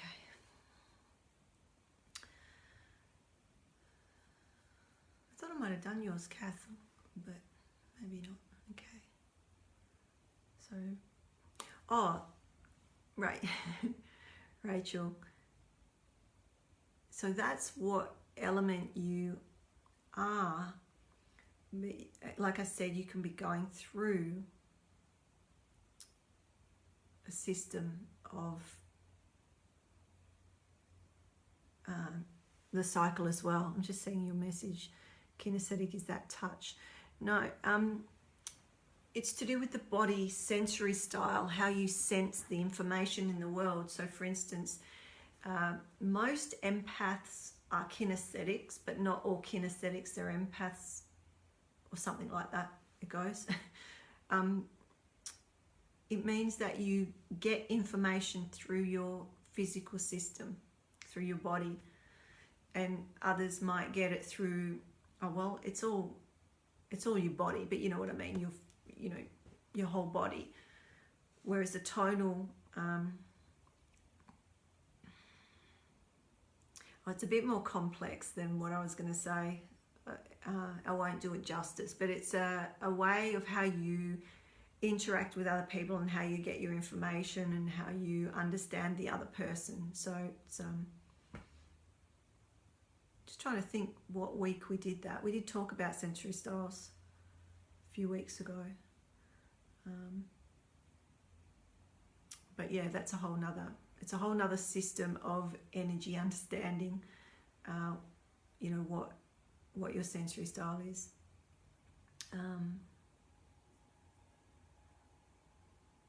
So Kath was asking, was she?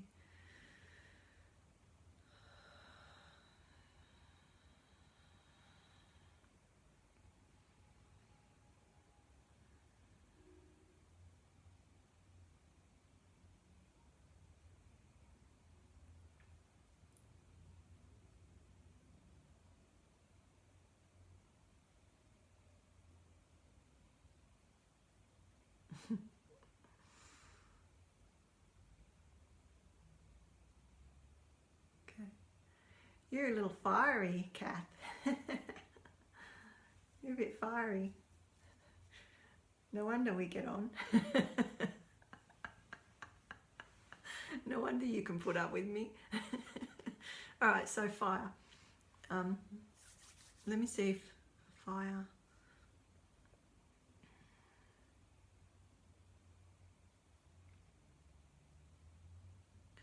What your secondary is.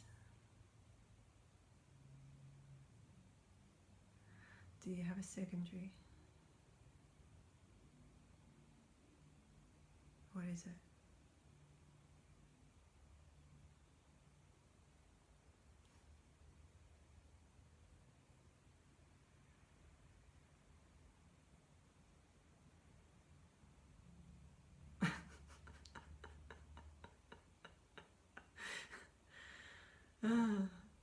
I'm laughing because it's the same as mine.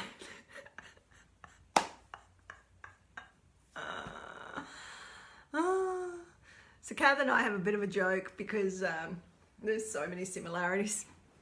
And hey, he's just another. So fire, water, yeah. There you go.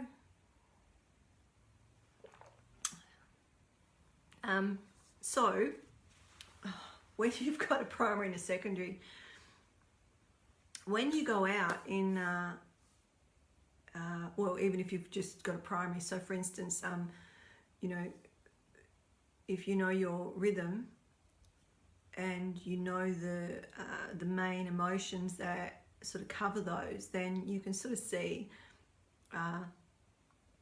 that when you're misaligned or you're not traveling well, that they're the key sort of things that are going to come up to show you. So when you see those, and you know, you're gaining more awareness of how you are in the world. But if you're fire, for instance, and you find yourself going into little panics, because that's what fire does, we panic.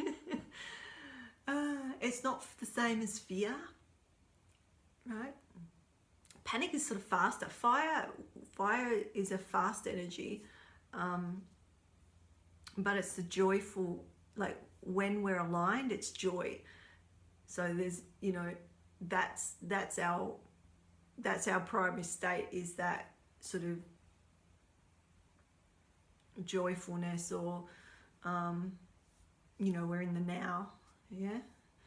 But you've got water as well, which is the fear. So, you know, if you find yourself, you know, fear and panic, then it's, you know, it's about recognizing that and pulling yourself back to center, however you might do that. And we talked about earlier on what you could do. So Rachel has to go, but thank you so much. And if you have any links I can read up on, that would be great. Yeah, I'll see if I can link it on. It's got nowhere for me to. It's really bizarre, this new way that the Facebook Live's set up. It never used to be like that. So there's nowhere to link documents. So I'll have to go in after the fact, and I'll put some images up so that you can have a look what we're talking about if you're interested. So yeah, so what was I saying?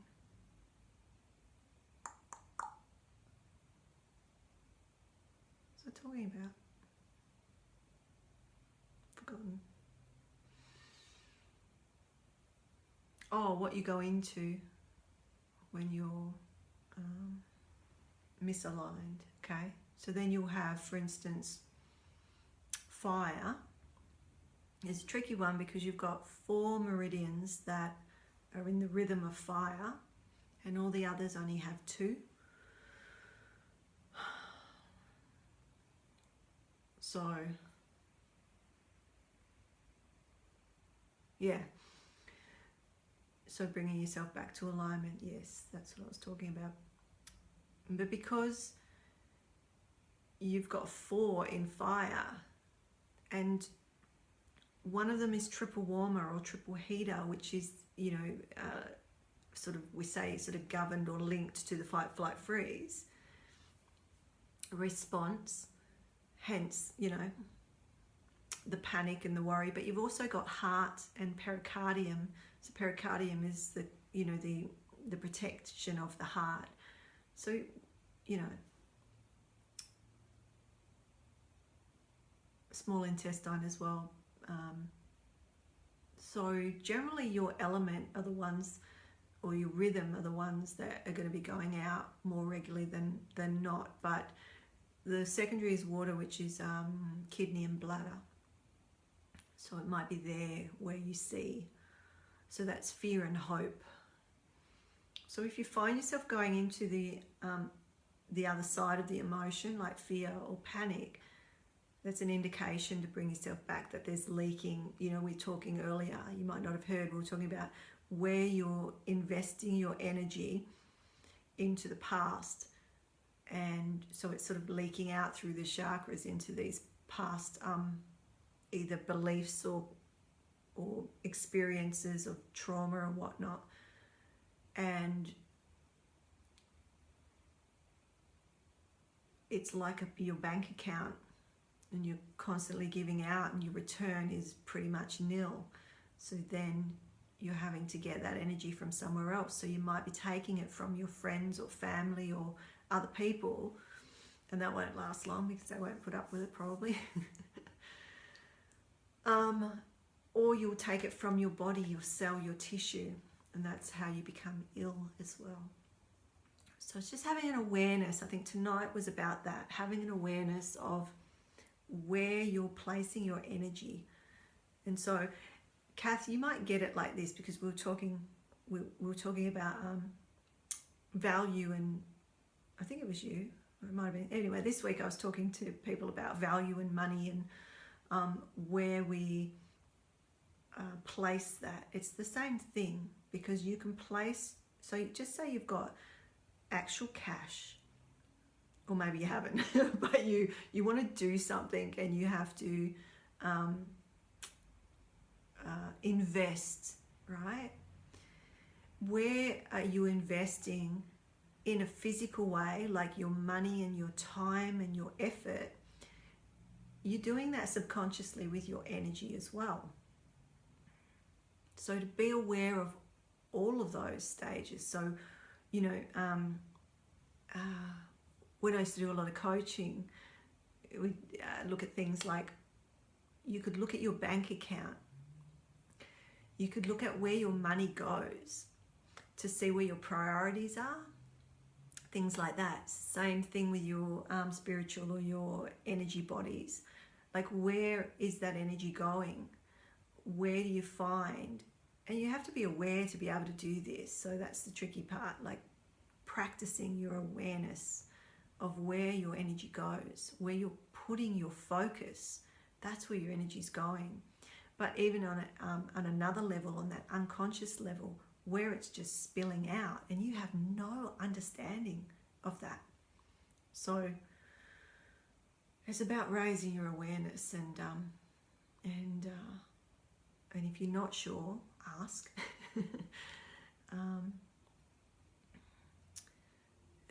You know, we can look at that, scan that, or sit with the self and feel and see what comes up. When you go to bed, before you go to bed, ask, see what comes up. But if you find that there's energy going off, like I said at the beginning, it's about bringing yourself back to center. How you do that, it could just be with a mantra or a chant. You know, it could be with a, you know, I was saying at the beginning, with a om, a hum, or a hu. They're the ones I use. Or, you know, I'll say in my mind, as soon as, you know, if my mind starts to go to asking about something that's coming up, so that's a future thing, I'll just go, seek first the kingdom, seek first, you know, supreme consciousness.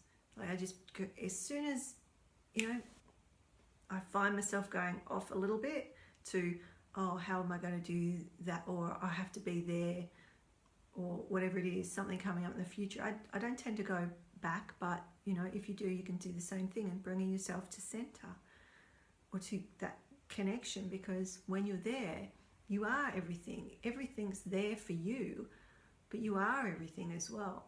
And so you're not lacking anything. You have everything you need in every moment. So there you go. Any other questions? I'll just check. We haven't got many on tonight. Interesting. The ebbs and flows.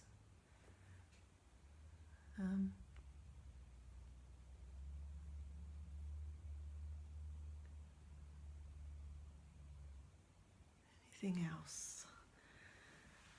We've got 4 on, so who's still with us? Tracy's back, I think.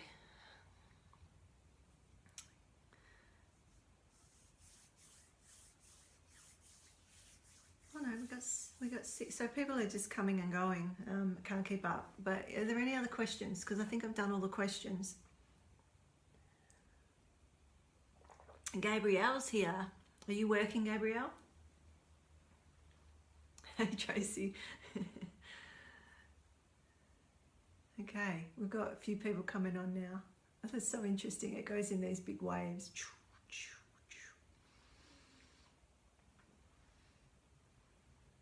Thank you, Gabrielle. I don't know if you heard, but I was saying that whoever shares, well, I want you to share regardless. I don't want to have to incentivize you to share, but I figured that I would offer a reading for those that share. I'll have a look at the end, and then I'll let you know who gets it. So yeah, it's just to try and get the teachings out, I suppose, or the, you know, if I've answered your question and you found that helpful, then it will most likely be helpful to other people. So that's why I asked you to share. So it's morning where you are. You're not on the road yet. Well, you work all different hours though, don't you, Gabrielle? I see you doing all sorts of runs. How's Pip?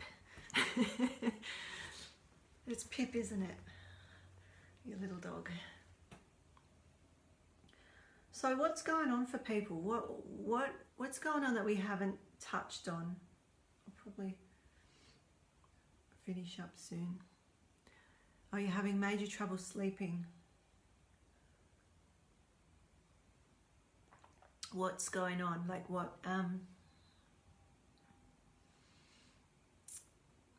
Is there anything else that's going with that? Sleep. There's so much going on, so it's like, yeah, Pip.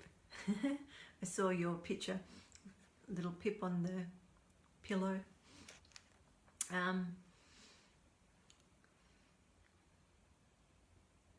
So yeah, so you're doing shift work, Gabriel?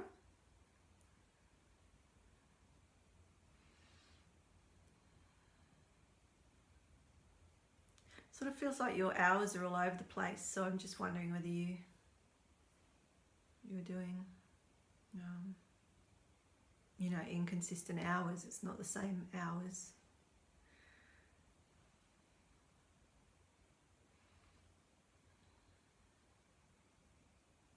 That's what I feel like. My solar plexus feels like it is overamped. Okay. You can, yeah, you can clear your solar plexus. Hang on a minute. There you go. It's cleared. No. You can clear your solar plexus. Solar plexus is like the clearing house. It's also the stress band. Like just under the breast, there's a stress band. So,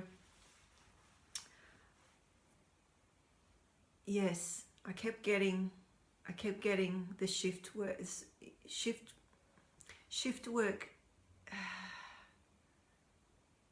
I can't even emphasize this enough. Shift work just screws you up, right? It really does screw you up.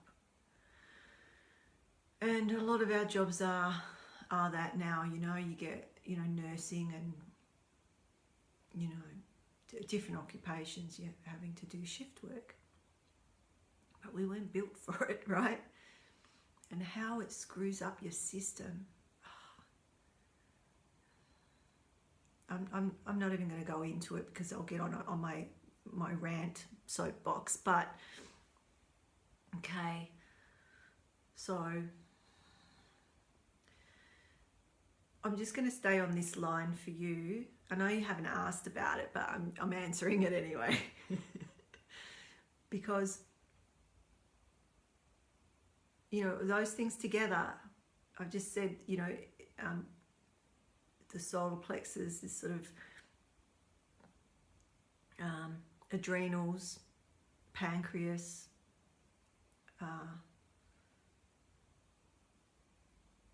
it's your stress band. It's the stress band.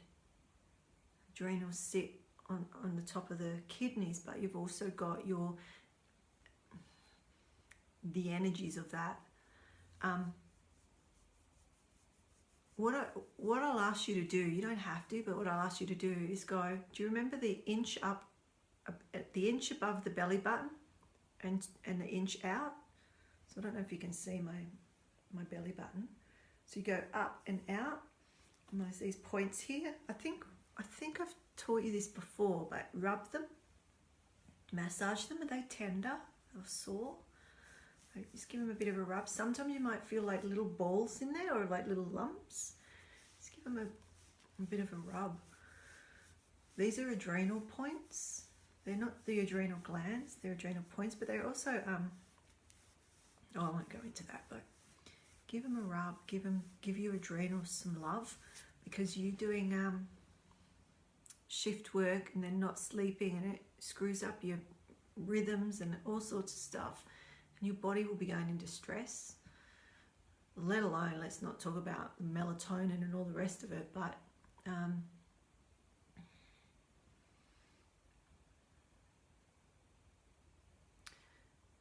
no, you weren't on, were you on the call on Sunday? No, you weren't, were you? Where we did the neurovascular holding points. I'm just going to write this down because I'm going to put it in the link. Find some way to write it that I don't want to keep. Put it on this piece of paper. All right. I'm going to put these in. So there's the oh my God points. Yeah. Do those points hurt? Those points?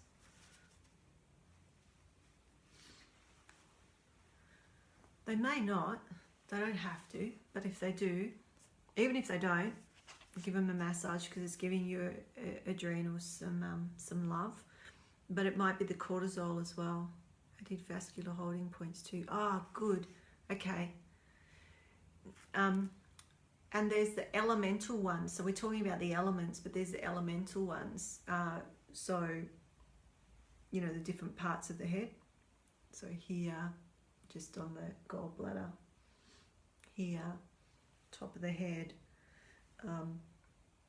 Behind the eyes. No, they don't hurt. Okay, good. And back of the head. So I'll post an image of that. I'll just write a note. Some neurovasculars. But yeah, all the stress stuff. So all the triple warmer stuff, triple warmer smoothie. Let's do it now. So this is something for stress for those that don't know. So you just even holding your face like that feels good. It feels good to me.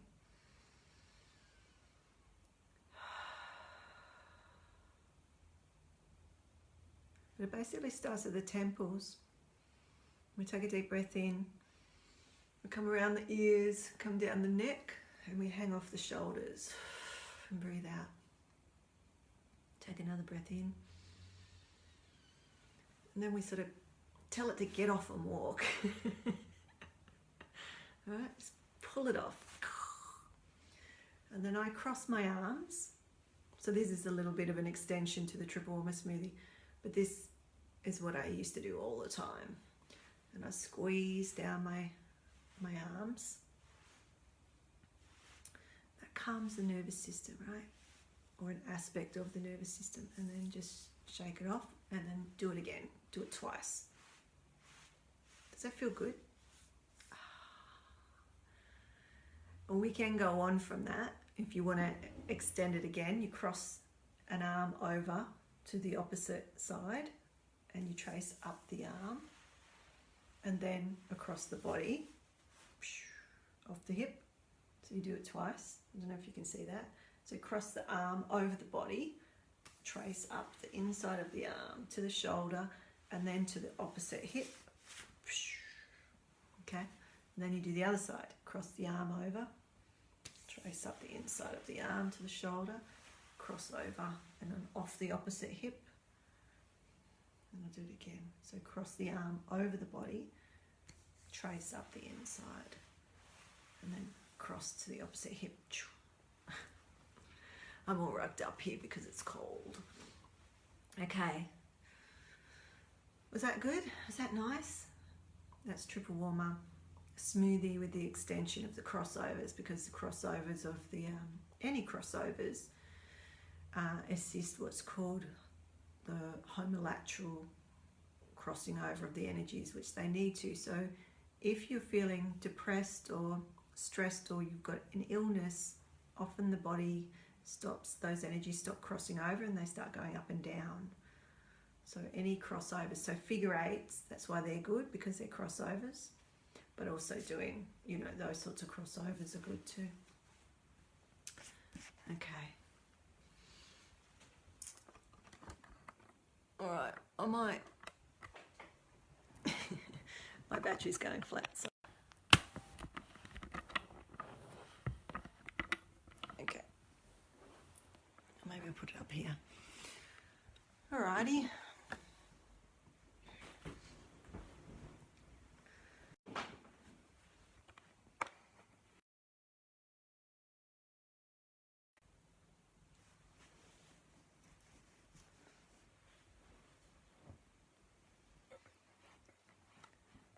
Okay. It just got interrupted.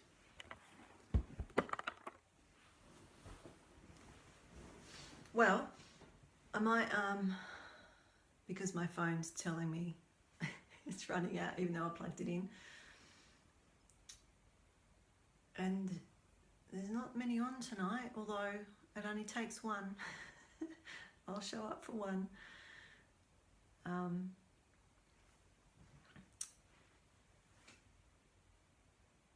Yeah, I'm happy to answer questions if you've got them, but if you haven't, we can call it a night, call it a day.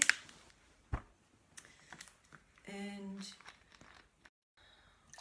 all your groups. Oops, sorry, it keeps cutting out. So I was just saying, remember to share with your mates and your groups. Build the community.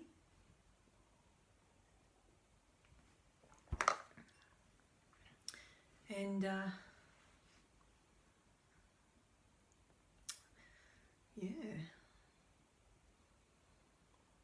No other questions? I don't think there is. I can't see any. Oh, Diane's saying she's still here. Here. Yeah, the networks.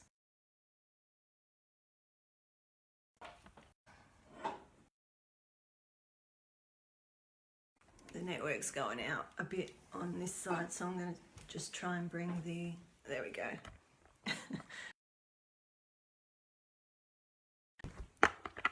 That's better.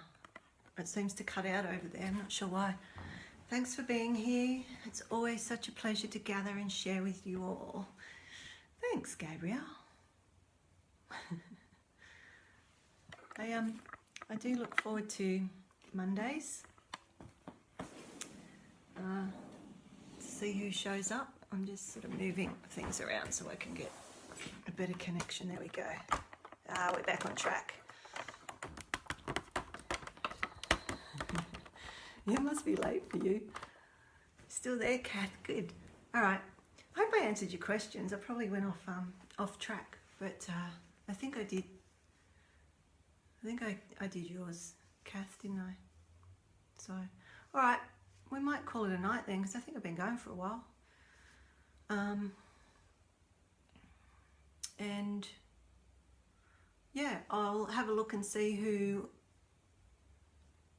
shared the most, and you can do it on the recording too. So if you share a bunch on the recording, I will have a look and let you know who gets the free 30-minute reading. And we do a lot in that 30 minutes, so if you want that, share, or comment, or let people know that this service is here, and will continue to be as long as people show up. So, all right, I'm going to have a rest, I think, and I hope you do too. So, Gabrielle, yeah, let me know how you go with your sleep, because that's pretty crappy when you can't sleep. Although there are periods of time when, the lack of sleep is, the energetics. There's a lot going on, as you know, lots of, the gateways and the eclipse gateways and the the new moon, super moon going into another gate of this, that and the other. Like, there's so much going on. It's, so it, you're in tune with all of that. So it could be that as well. But when I was asking, I just kept getting something about shift work or working or shifting your work times. That's what was coming into me. So yeah, there's not much you can do about that, really, is there? It's tough. So hopefully it's not all the time, and you can sort of get your rhythms back on track.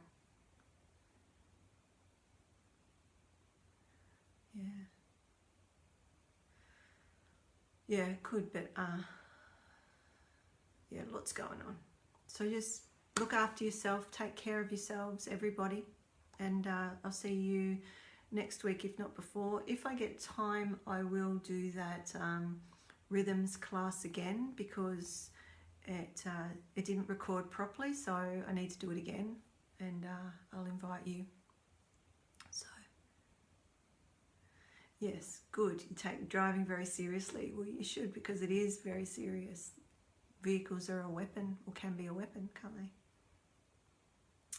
So you've got your own life, but also other people's. Yeah. Thanks, Diane. That's the cycle of life, the circle of life. We've got all these babies coming in, and then we've got all the, the old ones going out. Animals and humans. So, all right. So maintain your energy. Keep a lookout for the, where you're investing that energy, if there's any leaking out into past or experiences that are maybe draining you. Look at it as an investment, and if you're not getting a good return on your investment, stop investing. Be aware that you're investing into something that's just taking, or when it comes back around, it's not